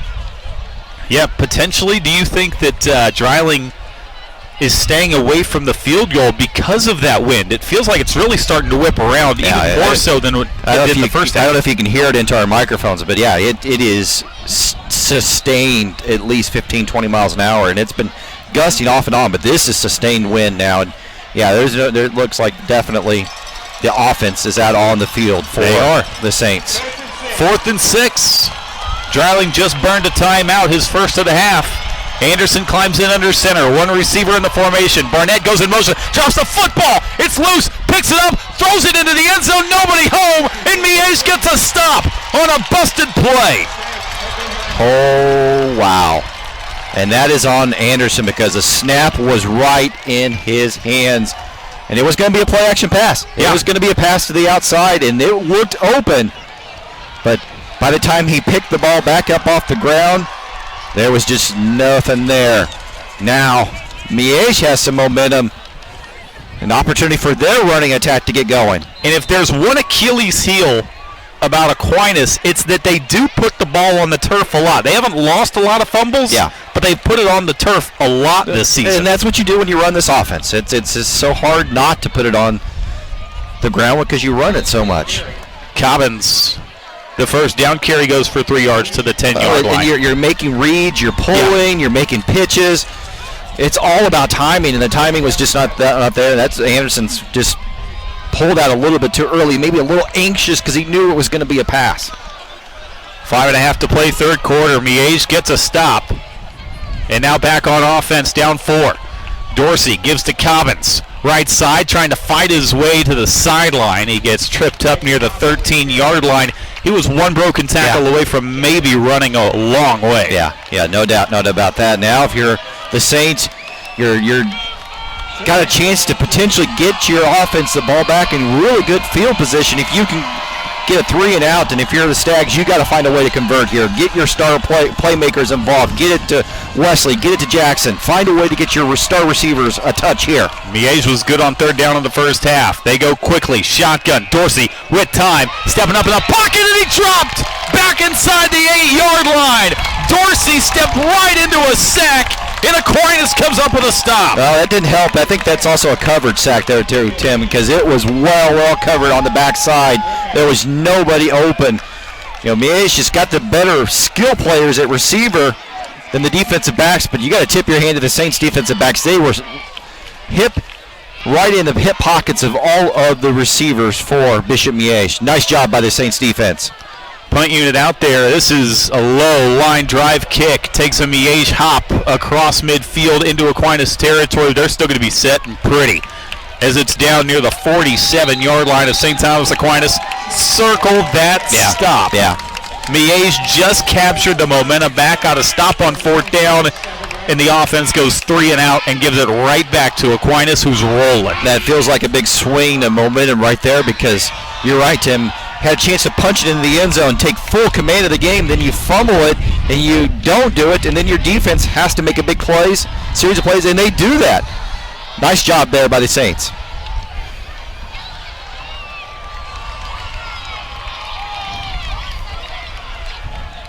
They're going to option pitch on 1st down. Tank Young dodging one man, dodging another, reversing field and running into a bunch of red jerseys 3 yards behind the line of scrimmage. They're going to lose. We'll call it 3. That's really about the first time all game long that we've seen multiple Bishop Miege defenders in the face of Tank Young, and they were well defended. They called a run blitz to the outside. We saw that a couple weeks ago against Rockers. We start to see them bringing their outside linebackers, Jack Kincaid, Jake Welch, a little bit more on outside run blitzes. And they did it there, and they ran right into the toss to the outside. Nice job. Nice play call. They mark Young at the 45 of Aquinas, so we'll call it 2nd and 12. 3:24 to go, 3rd quarter. 24-20. Aquinas leads in what's been a scoreless 3rd quarter. Play fake. They want to go to the air. Screen pass for Young is batted down out of the air. Great play by the defensive end, Colin Williams, and it's 3rd and 12. And it was open. They were going to screen back to the left. You know, Anderson had multiple options. The tight end was running right down the middle of the field, wide open, nobody within 5 yards of him. They were trying to screen back to Tank Young. Unfortunately, defensive end Colin Williams gets his hands up and bats it down, and now suddenly this is a huge 3rd down, and it gets really loud as the Miege crowd rises to their feet. 3rd and 12. Play fake. Anderson wants to go to the air, fires one for the sideline. He's got Gavin. They need a 12. He's got 13 in the 1st down. Gavin runs to the 1st down marker, turns around, and Anderson puts it right in the middle of the 8 and the 1 on his jersey. Nice conversion for the 1st down, and nice job by the offensive line giving Anderson the opportunity to throw the ball. He hasn't had to throw it a lot, but when he has, he's had some good opportunities to make some nice plays, and that was right on the money there. First catch for Gavin. 6'5", 170 pounds, already has a couple D1 offers. They give to Young, who trips over his man and fights forward out near the 39-yard line. Call that 2 yards on 1st down. Yeah, go back to that route by Gavin. Perfect route. Just run, get your defender to think you're going deep, turn around, and make yourself available to the quarterback. And Anderson put it right between the 8 and 1. That's the type of conversion that wins you a league championship and will win you a state championship later on down the road. And at 6'5", if you can run crisp routes like that, you're going to have a future. Yeah, no doubt. 2nd and 7 from the Miege 38-yard line. Barnett goes in motion. They're going to give to Young. No, they're going to option pitch. Far side, Barnett trying to make a man miss. He gets hog-tied, and a flag flies. Defender was up around his helmet. He would have been a yard shy of the 1st down, but the penalty is going to move the chains. Jaquan Stevenson trying to somehow make an open field tackle and went up high, and you're right, hog-tied him. Going to get 15 yards added to the end of this, an 8-yard run. So unfortunate, because they had that defended pretty well up until that point. The penalty moves the chains. And they're all the way up into the red zone now. They'll set up shop. 1st and 10 from the Miege 17-yard line. Holding on to that 24-20 lead. And on the move again. Closing in on 400 yards total offense tonight. They give to Young behind right guard, dodging one tackler. He's knocked down at the 11. 6 yards on 1st down. Nice isolation play. You just isolate, have a blocker lead the way, and he's going to block the linebacker and run your star running back behind it. It's pretty when it runs right, and that runs right for 6 yards on the 1st down carry. Boy, this 3rd quarter is just blown by, Tim. Yeah. No points yet in this 3rd quarter. Aquinas trying to get the first points on the board in quarter number 3. From the Miege 11. They want to toss it. They will to Young, trying to get wide. Cutting inside the 5. Young is in the end zone. He's got a hat trick. Number 3 for 28. And it's 30-20 Aquinas. That was schemed so perfectly. Young went in motion right before the start of the snap, and it was just a toss to the outside. And that running start helped him get to the outside. Well blocked on the perimeter. Nice job by Aquinas punching this one into the end zone. That's just schemed so well. That's just so perfectly run. Extra point kick up and through. All of a sudden, Aquinas up a couple of scores on your Sports Radio 810 high school football game of the week.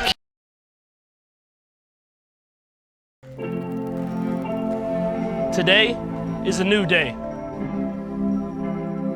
A day we've been waiting for our whole lives. We've put in the work to get to this moment, to have this opportunity to come together as a team. Everyone knows KC is on the rise, but what they don't know is we're just getting started. Community America, powering the rise of Kansas City.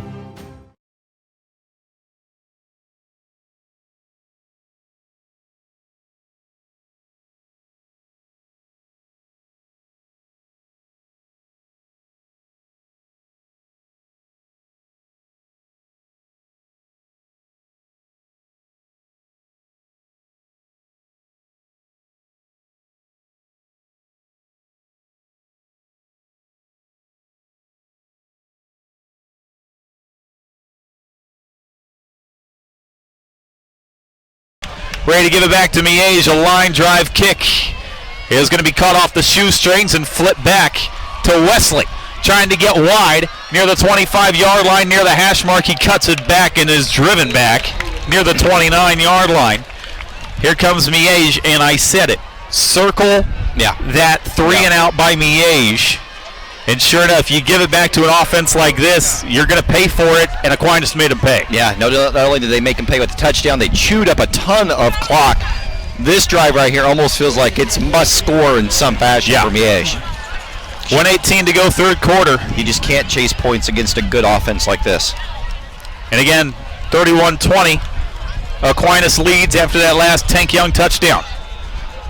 The give to Cobbins as he tries to get wide. A wiggle. He's across the 35 out near the 38-yard line. That is 9 yards on first down. Yeah, you're down 11, but you don't have to exclusively go to the air. You can. There's still plenty of time. You could run the ball effectively. We've seen Cobbins well over the 100-yard mark now. Can't deviate from your offense. They toss it to him near side. Cuts it back. Lowers the shoulder, and he's got the first down to the 40. You could hear the pads pop from here. You're also, if you're Miege, you got to maybe hold on to the football a little bit. Give your defense a breather, too, because that was a punch to the gut type drive by Aquinas. Clock inside 40 seconds to go and running in this third quarter. Screen pass for Wesley. Takes it off the turf. He's across midfield. Wesley gets caught from behind. They're going to move the chains on a gain of 14 to the Aquinas 46. Yeah, I was down in the stands halftime and happened to hear Tim Dorsey's dad saying, we got to throw the ball more. We got to get it into our playmakers' hands, and that's exactly what they did right there. Get it into Wesley and Jackson's hands on the perimeter. Let them make the runs after the catch.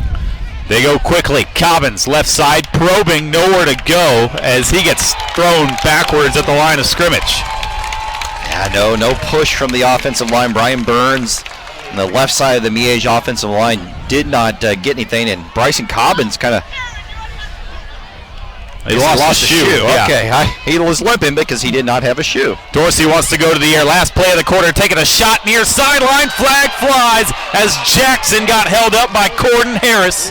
And the third quarter is going to end with a pass interference against Aquinas. That's the right call. That is completely the right call. I like what they're doing, though. This drive, they're getting Jackson and Wesley involved in some fashion and took a shot deep. And now this should be an untimed down. Yeah. Because I don't think a quarter can end on a penalty. Well, not on this situation. You're right.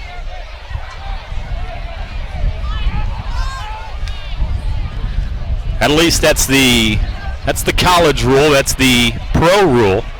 I assume it's the same at the high school level, and it is. So the penalty will give Miege the ball at the Aquinas 32, and we'll have an untimed down to close out quarter number 3.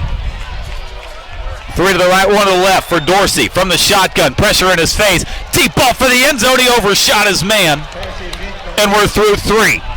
Aquinas adds a touchdown. They lead by 11 after 3. But Miege is on the move on Sports Radio 810 WHB.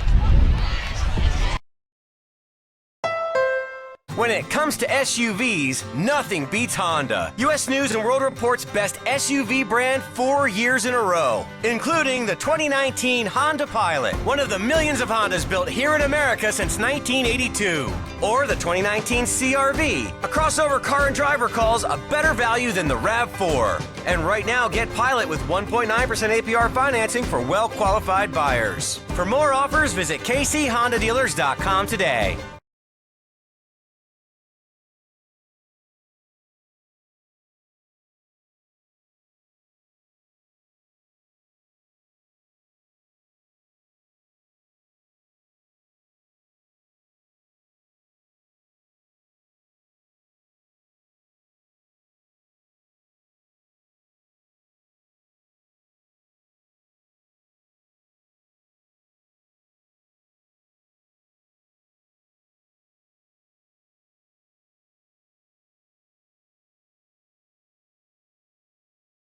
Miege from the Aquinas 32.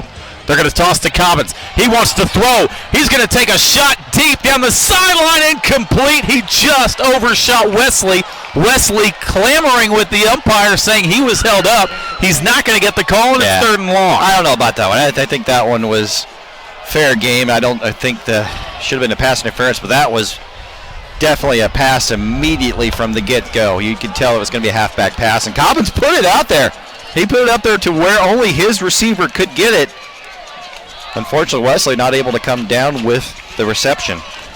3rd and 10 in what is likely going to be 4-down territory for John Holmes.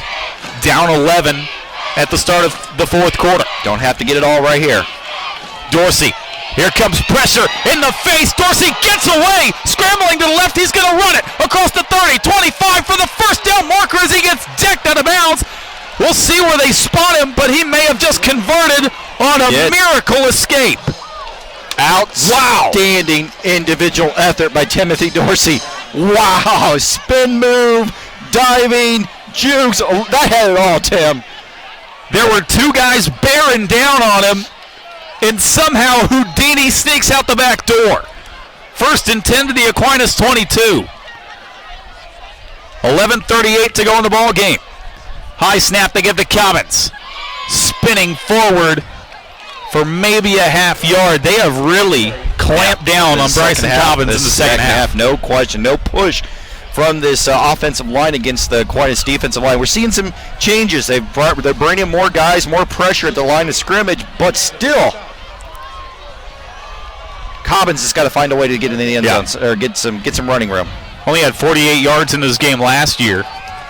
We talked about it at halftime, well over 100 yards tonight and a couple of touchdowns. They're going to toss it to the backup tailback, Agnew Witten, fighting his way across the 20. This is no ordinary backup tailback. Their starting safety has got a lot of Division I looks. Well, you're now 3rd and about 9. Again, Tim, you don't have to get it all right here on this 3rd down. If you're Miege, you can try to get 4 or 5 yards to make it a manageable 4th down attempt. Oh, Miege has not converted a field goal this year. Dorsey wants to go to the air. Scrambling to the right side, trying to beat everyone to the corner. He is going to tuck it and run, but go maybe for a yard as he ducks out of bounds near the 20-yard line.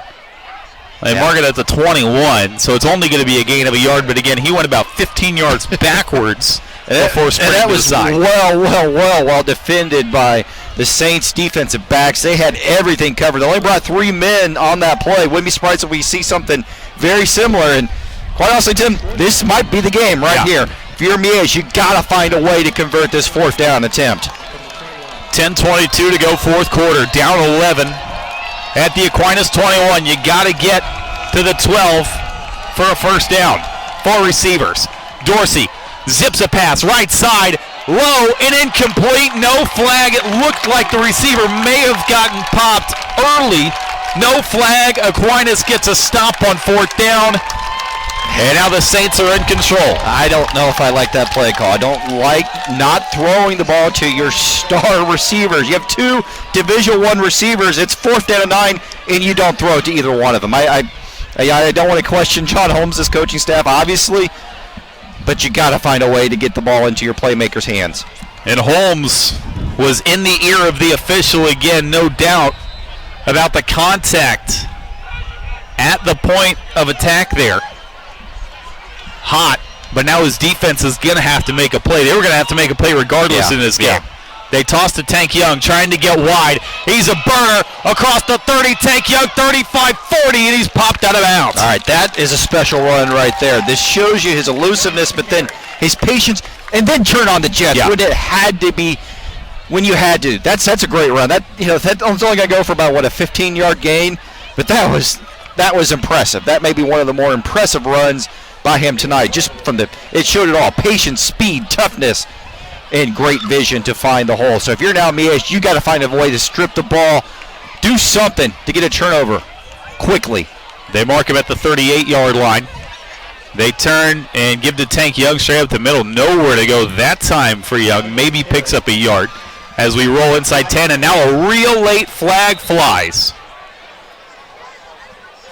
By the way, that was the 43rd carry of the ball game for Tank Young. He's over 258 yards tonight. 42 carries, 258 yards, and 3 touchdowns. Wow. A personal foul on Miege after the play is going to give Aquinas a 1st down. By the way, last checked, Rockhurst 17-7 over CBC. Boy, that would be awesome if they could send Coach Sev out on a moment like that. That would be incredible. That's a giant call in this game. After the tackle, you finally contain Tank on a play. And then a personal foul after the whistle. Instead of 2nd and 9, Aquinas has got 1st and 10 from the Miege 46. The clock keeps ticking. They give to Young, straight up the middle, dodging a tackle, dancing his way across the 40, near the 38, 8 yards on 1st down. What else is new? Here, dancing, skiing, so it was like a slalom skier there with the guys at his feet. He just cuts and manages to keep that low center of gravity and move his hips and find a way to avoid the guys on the ground. That just the little things that make him so talented. And if I'm Aquinas, I'm not throwing the ball the rest of the game. No. Obviously, he might. He's going to have more than 50 carries tonight. Oh, he will. He will. 9 minutes to go in this ball game. Movement before the snap, and Aquinas is going to go backwards here. One of the few times tonight they've gone backwards, and almost every time it's been due to penalty. Yeah, I think we've had one time that I can just remember off the top of my head where they tackled Tank Young in the backfield. Those have been very few and very far between.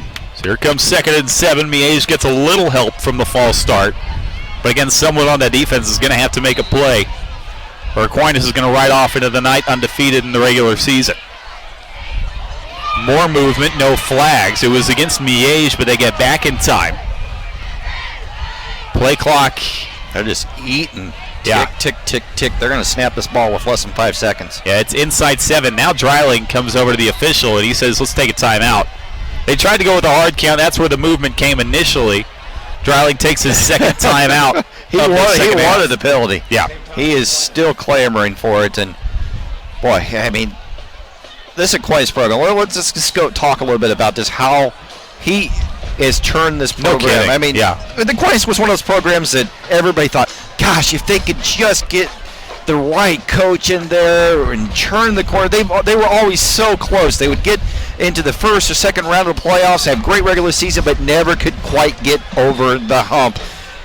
And Randy Dreiling's flipped that on a dime. There's been a total commitment from everybody in this Aquinas community. Their facilities are outstanding. Their weight room, like I said earlier, rivals a small college, and they are attracting some of the best top private school talent throughout the metro area. I mean, there are kids that traditionally would be at Rockhurst, or 5-7 years ago would be here at Miege, and they're just building a powerhouse there, and they're not going anywhere anytime soon. I mean, the Division I talent they had last year was unmatched by a lot of teams. And we haven't had a chance to talk a ton about recruiting here but there are a ton of just maybe not high-level FBS guys, but guys that will play college football for a lot of people. Out of the timeout, Tank Young dancing around a tackler, and now he is stonewalled at the 41-yard line. Gets that penalty yardage back, and it'll be 3rd and 3. Yeah, Jack and Kate tried to strip the ball from Tank Young, but Tank Young said, I'm not having that, and still just gets some nice positive field position on that run. Up over 270 yards on the ground tonight now is Tank Young. Again, had 312 yards in this game a year ago. And that wasn't even his only 300-yard game of the season. That's a season for some people. Not for you, though. Again, deceptively nimble. I was always fullback back in the day for Washington High School, back in the day. 3rd and 3. They give the Young straight up the middle. He powers for a first down with 5 yards. No problem. Yeah, they called a blitz from the backside. They thought they had that bottled up. Guess what? Tank Young's running on the other side getting big first down. And this is what they call, 4 or 5 minute offense. If you're Aquinas, you're just eating and sucking the life out of this game. I mean, the Miege crowd is still here. They're out of the game. Yeah. I mean, they're out of it. I mean, this game's not totally out of reach yet for the Stags, and they need their crowd to be in it. But with the methodicalness of this, I don't know if that's a word, but the methodical way that they're marching down the field here, it just feels like this game's almost already over. Young spinning past one. Flag flies as he climbs his way out for what should be a first down, a gain of 10. But again, a flag and a holding is going to bring this back. 7:13 to go in this fourth quarter. 31-20. Aquinas an 11-point lead and driving. Well, and if you're Aquinas, as you said, we mentioned a couple times that their scheduling quirk. They're open next week and give you a little time to rest before the playoff run. Yeah. This is how it was last year for them too. And again, remember they had little resistance throughout the playoffs. Just that weird 5A in Kansas quirk. But they'll be able to celebrate this win, assuming they finish this thing out, and rest up and get recovered for a nice playoff run. 1st and 20 after the penalty. They send Young in motion. They're going to give it to Barnett, trying to get to the sideline, and he is met at the 40 and driven back. Only a gain of a couple on the play. Agnew Wooden was literally the only guy that stayed home on that play, because if he does not stay home, oh my gosh, that is a touchdown. It's a good tackle in the open field, It was a great tackle in the open field. Again, I told you, he's getting some next-level interest. Waiting to maybe play up against competition like this. There's a ton of D1AA, D2 guys all over this field for both these teams. Yes, there's the Daniel Jacksons and Philippe Wesley type guys, but there are just so much next level guys that are probably D1 and a half, if that makes sense. Option pitch for Young only goes for 3 yards. Goes for 3 yards.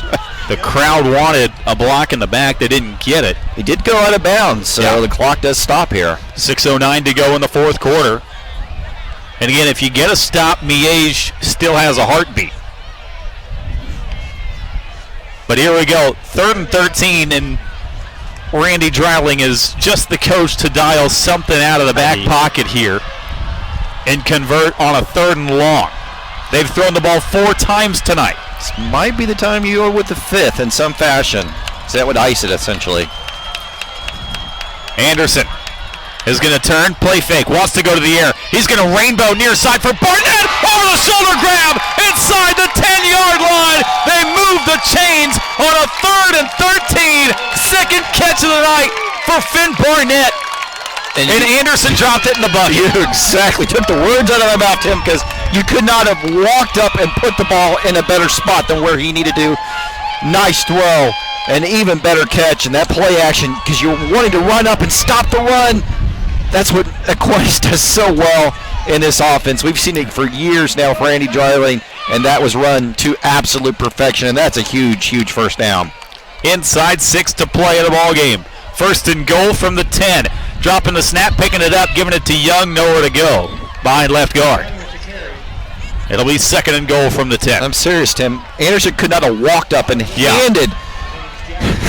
That was a dime. Barnett, the receiver, the ball at a better spot than what he did. And Rainbow, perfect velocity, perfect everything. And we're here in the stands, and Finn Barnett's family's down there, and they're loving it. They're loving it. Thankfully, we've given them nothing but praise. Second and goal as they watch the play clock roll inside 10 and the game clock to 5. Barnett goes in motion. They give to Young as he is going to get snowed under at the 8-yard line. It's going to be third and goal, and Holmes takes his first time out, and here we go. And again, if you hold them to 3, you still have a heartbeat. You do. So this is the biggest third down of the game for Miege. Again, your crowd's not in it right now, but you need something. Yeah, and if you're Aquinas, you're Randy Jarling, you're preaching to your guys, ball security on this play. Make it if you're going to throw the ball, make it a safe and easy throw for Anderson. I wouldn't be surprised if they just run the ball again here, then go for it again on fourth down with the way that Randy Jarling has done that over the years. It bears repeating, the wind is in excess of 20 miles per hour whipping around. It's been constant throughout this second half. So even a field goal from here, you don't consider a gimme with the wind. Right now it's on the 8-yard line. What's going to be third and goal, so field goal would be another 25-yarder. I mean, the Miege bench is trying, the players they're trying to get their crowd up, and it's just dead. This is what this offense does they do to you. So here we go. Aquinas can drop the hammer if they get into the end zone here. And again, if Miege can get a stop, they keep that heartbeat alive down 11 right now. 4:56 to go in the ball game. Out of the timeout, Anderson will climb in under center. 3 receivers bunched to the right side. Young, the deep back, the lone back for Anderson. Sends a man in motion. Play fake. Wants to throw. He will for the back line. That is caught. Isaiah Gavin ripped it away from the defender, and there's your dagger. The 6'5" superstar receiver stabbed it away from the Miege defender, and it's a 3-score game. Simple, effective, run perfectly, put it where only his guy can get it. Great play call, and that's how you celebrate a league championship, by putting the nail in the coffin of your rival with a huge touchdown throw with 4 minutes left in the game. Extra point good, and Aquinas is in control on your Sports Radio 810 High School Football.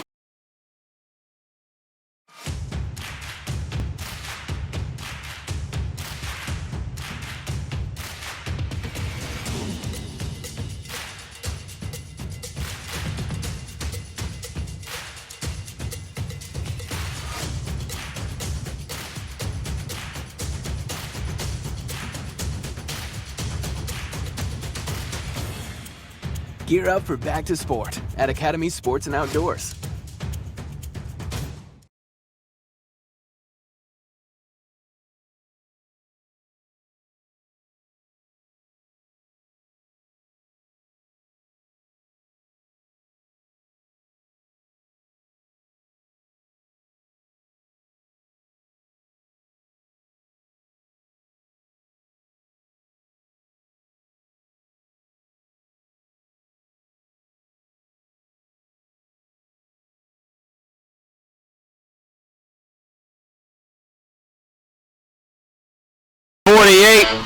And Aquinas just drove home the dagger.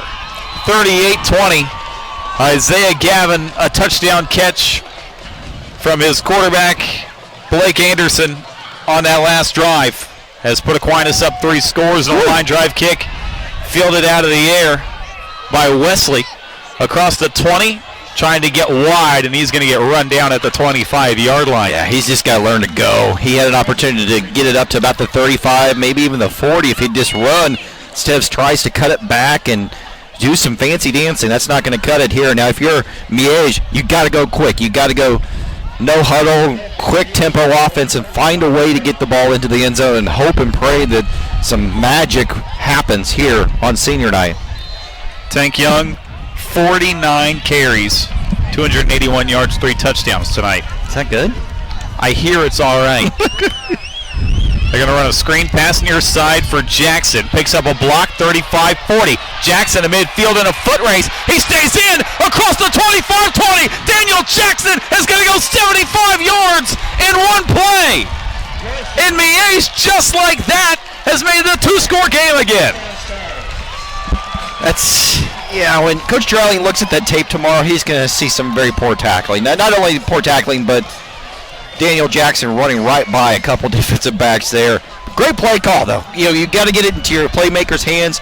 Wish they probably would have done that sooner if you're Miege, but weirder things have happened in rivalry games like this. But nice job by the Miege to get back into this game. They'll go for 2. Dorsey is going to keep it. He is going to dive for the goal line and come up short on the 2-point conversion. We'll keep you right here, 38-26. You're Coach Holmes. You're still proud that your guys are battling. I mean, they're going to battle till there's still 4:25 left. We've seen some weird stuff happen in some games like this in the past. I mean, a lot of stuff has to happen still. We'll see. I mean, you got to dial up your special teams. I mean, I'll be right back. Pooch kick. Onside kick. Do something. At this point, you have to. Yeah, you do. And hope and pray that you get a home field bounce. 4:25 to go in the game. Miege finally hits the big play in this second half. That's their first points of the second half, by the way. And it comes inside 5 minutes to go in the fourth quarter. They're lined up for the onside kick. They've got it teed up on the near hash. They've got 6 cover guys over here, too, to the near side of the field. And now they're making them line up in the middle. Call it audible. I'm told you're not allowed to do that. They forced the kicker out wide, and now they're going to say, all right, go back and do whatever you were doing. So they tried to stop him, and now they let him. And so teed up on the near hash, they're going to onside kick to the near side. Here comes the run-up. Doesn't get the bounce, fielded cleanly at midfield. And now Aquinas is going to kill clock mode with 4:24 to go in the ball game. Yeah, and if you're Miege, strip, do something. Yeah. And we have seen Aquinas put the ball on the ground a few times. But I got to imagine number 28 is going to touch the ball multiple times on this drive, and he's been pretty sure-handed throughout most of his career. Of course, then we see Anderson drop his mouthpiece on the way to the huddle, so maybe, hopefully it's not an omen of what's going to happen here on this drive. 49 carries tonight for Tank Young. This next one puts him at the half-century mark. And they will give it to him. Carry 50 goes for, guess what, 5 yards on first down. How many times have we said that tonight? Rinse and repeat. Yeah. Knocking on the door of 300 yards. Miege calls timeout number 2. Only one more opportunity to stop the clock here. And I asked one of Randy Dreiling's offensive assistants, Coach McGrew, played college football with me, and I asked him this morning, I said, hey, you guys going to give Tank Young the ball another 50 times tonight? And he scoffed at me. But sure enough, there's 50. So I'm sure he'll go back and listen to this broadcast. There's his shout-out, and it's me shouting him out for scoffing at the notion that he would give it to him 50 times in the game. Well, if it's working. But yeah, 50 carries. And again, I gotta wonder how he feels on Saturday mornings when he wakes up. No kidding, man. Because he's got to feel like a boxer. He has to. Because, I mean, even though these runs are fantastic runs, averaging 7-8 yards a carry, he's still taking pops at the end of each run. But he's durable. He's strong. He's low to the ground. And that's, like I said, the off week can't come sooner. Yeah. 2nd and 5. Out of the timeout. They send Barnett in motion. They're going to option play right side. They're going to pitch to Young, trying to get to the sideline, making a man miss. Tank Young, a first down and more to the 30 as he's jugged down from behind. That was the slowest developing toss play ever, but guess what? It worked for a first down. That's going to put us inside 4 minutes to go with this ball game. Aquinas did not punt tonight. Yeah. What else is new? I mean, this is. I was looking at their special teams in prep, like, well, yeah, they don't punt the ball too much. They average 45 points a game. A touchdown would put them right at that mark. They fake to Young, and Anderson, maybe on a busted play, goes backwards a yard. That didn't look right. I always like listening to the cheerleaders do this. We've got spirit, yes we do chant, and interesting time that you tried calling it and calling out the Miege fans when they're heading home down 12. Not going to get much rebuttal at this point. Holmes just took his last time out, by the way. Battle won. Saints cheerleaders. Oh, no. They're a couple. They're still a little bit of energy late into the night from that Miege student section. And I'll be honest with you, Aquinas is winning the battle in the stands right now. By the way, Olathe North and Lawrence, we were talking about that game at halftime. Lawrence has jumped out to a 25-point advantage. Wow. 35-10 in that game. Means they have shut down Mr. Bruce, and if that's the case, then opens up the door for Mr. Tank Young to possibly catapult to number 1 and the player of the year. Out of the timeout, they're going to give to Young, who fights forward for a yard. And how absurd is it that we're talking about a guy with 21 total touchdowns, well over 1,000 yards rushing, for player of the year consideration, and he's only done it in 7 games. It's incredible. Those are career numbers for some people.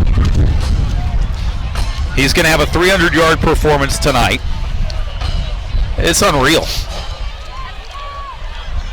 Scored 3 touchdowns tonight as he walks off to the sideline as they roll the play clock inside 10. We're going to have Randy Drowling call what's going to be his last time out as soon as the play clock hits 1. I mean, do they literally just put Tank Young in an ice bath? Right. Just pick him up and put him in an ice bath. So I want you to tell me what you think his ceiling is. Again, the kid's only a junior, but again, the knock is maybe a little bit the size and the end line speed in this. I think it's maybe more just the inline speed, to tell you the truth. I mean, we know he's fast, but is he as fast as some of the other cats that you see playing on that high level Division I? Because there are guys that are bigger than he is. There are guys that are going to be stronger than he is. There are guys that are going to probably be a little bit faster, but the production's there. I mean, everybody wants to compare him because of his size and the nickname, obviously, to Darren Sproles, also nicknamed Tank, and there is a reason why Tank Young goes by Tank, also because very similar type of running styles. I think he can play in the Big 12. I think he can, and especially with today's offenses, how they utilize situational backs and smaller backs. Is he a every down FBS running back? I don't know. I don't know. But there have been smaller running backs that come out of Kansas City that have proved us wrong year after year. I'd like to be proved wrong, to tell you the truth. Out of the timeout, Anderson is going to take a loss of 4 on a sack. And I also think he's a really smart runner of the football. And it helps when you've got road graders up front. But, I mean, it doesn't matter who he's got blocking for, whether he's going between the tackles or outside. I think he's very smart. Can that be overlooked? No, I don't know. Coaches see that. The coaches watch the entire game tape. Everybody gets caught up watching highlight videos. You can make a great highlight video to make me look good. I mean, you can do that. But coaches watch game tape. They watch everything. They watch the little things. They watch, does he pick up blitzes? What's he doing when the play call's not run his way? Is he carrying out the fakes? And he does all those little things really, really well. Yeah, 4th down, Anderson, a naked bootleg, is going to fire backside, hit his fullback, who's going to walk into the end zone wide open. Tommy Carroll catches the touchdown from 33 away. They bootleg and another touchdown pass. I mean, they don't throw it much, but when they do, it's a touchdown. It goes. And that's, we were talking kind of off the air in between the breaks a little while ago. They run like 2 guys out on every single route, but my God, are they always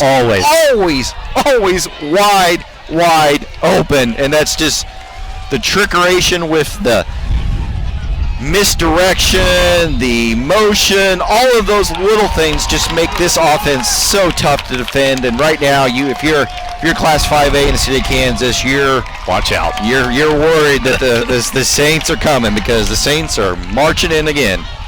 45-26. Blake Anderson just threw his 3rd touchdown pass of the ball game. He's completed 4 passes in this game.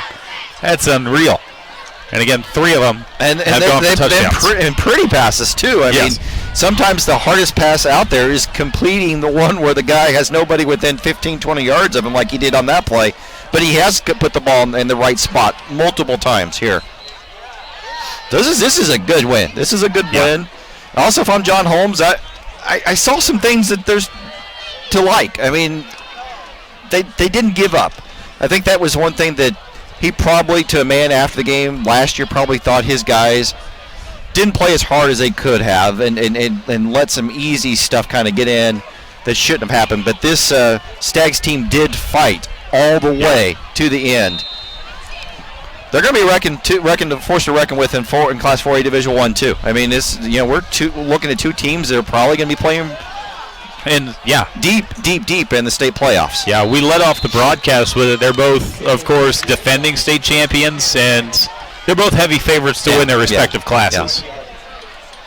Miege in 4A, Aquinas in 5A, and again, Miege is going to be, even 2-loss, Miege is still clearing away. If you're not familiar with 4A in the state of Kansas, they're going to be clearing away the favorite to win it. They'll be the number 1 ranked team. Well, if you look at bracketology on A10 varsity, even with the way that it is, they're probably going to be like they were last year after a couple losses last year, a 3 or a 4 seed. But let's be honest, they're the number 1. They will be the team to beat, and everybody knows that. Everybody across the state of Kansas understands that, and that's going to be something that, you lost in the EKL, lost some tough games, but here it comes Miege again. After the touchback and incompletion on 1st down. 1:52 to go in the ball game. Again, all Aquinas right now, 45-26, a 19-point lead. 4 receivers in there for Dorsey. They only send 3 at the quarterback. His out route is incomplete, batted down.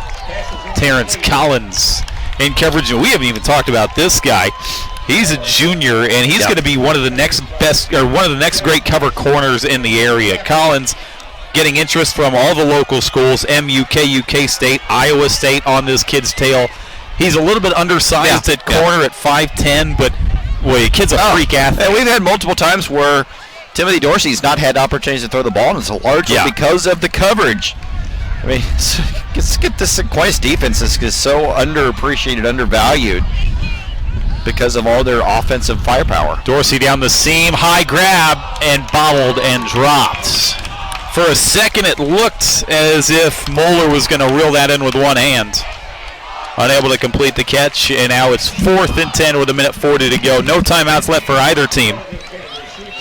And again, 45-26, 19-point advantage for Aquinas. They just kept on coming. They did not punt tonight. Tank Young, another monster game for him, over 300 yards rushing. On a 4th and 10, Dorsey fires a hitch route near side, caught right at the 30-yard line. That should move the chains. Should be a first down. Yeah.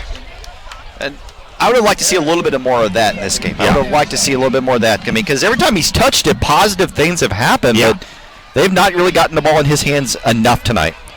Quickly back to the line over the middle. That is complete across the 40-yard line. Out to the 45 goes Moeller. Minute 20 to go. To the 46 go the Stags. Trying to get points here near the end of regulation. Come back and getting popped by Collins. There you go. Was Moeller. That's a nice break on the ball, a nice open field tackle. Call it 8. They keep the clock running. Dorsey rolling right. Pressure from his backside. He's going to throw it back across his body, complete near the 30 to Doble as he takes a shot in the back near the 28-yard line. Moving quickly now, but again, Aquinas mostly in a prevent cloud coverage defense. 54 seconds to go in the ball game. Aquinas is going to finish the regular season undefeated. Dorsey throwing an out route far side for Moeller as he gets popped in the helmet. They're going to call some targeting on that play. There was some lowering of the helmets. Safety came up and, like you said, dropped the head and caught Moeller right in the ear hole. 44 seconds. They quickly mark off the targeting. This is the quickest the refs have moved all night. They're trying to get out of here. As quick as that third quarter went, this last 5 minutes is really drug on here. Crowd in front of us is filtered out. 44 seconds, 1st and goal. They fire for the end zone. Flag flies on the incompletion. And Corden Harris was tied up with Daniel Jackson. That's the right call. Jackson had him beat to the inside, and you're also taught if you're beat, get the DPI just in case. No, they waved it off, said it was tipped at the line of scrimmage. Interesting. So no flag. Much to the chagrin of the Miege fans have stuck around. 39.8, and again, this is going to be the second loss of the year for Miege. First one came to St. James a few weeks ago. High snap, reeled in by Dorsey, rolling to his right. Throws a stiff arm. He's going to fire one for the end zone, and incomplete. Jackson, the intended target. And it'll be 3rd and goal.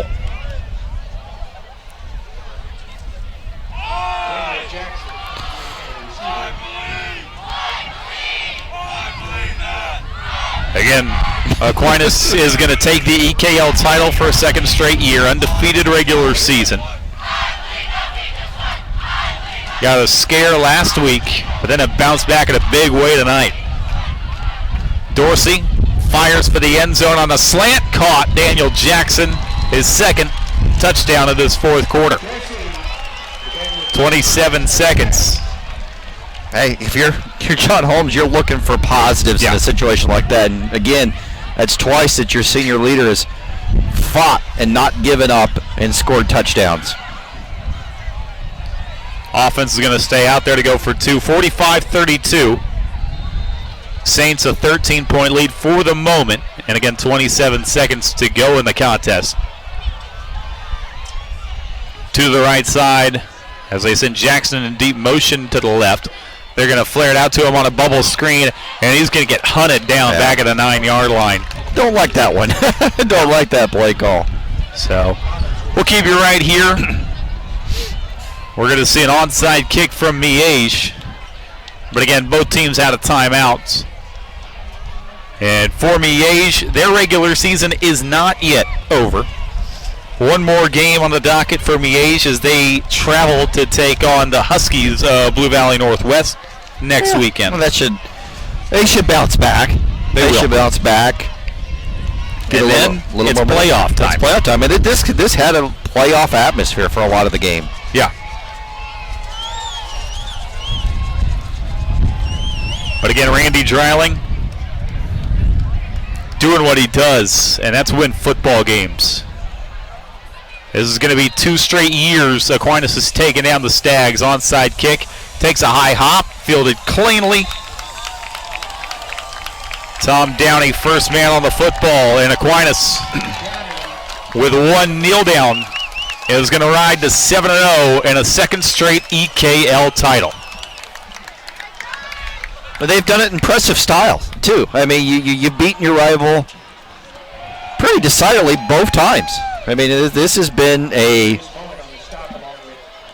game that has been circled on your calendar all year long. Last year they dominated. This year you come into a hostile environment on senior night, and you take over and you dominate here. Congratulations, St. Thomas Aquinas. You're league champs, and you will be a force to reckon with in the playoffs.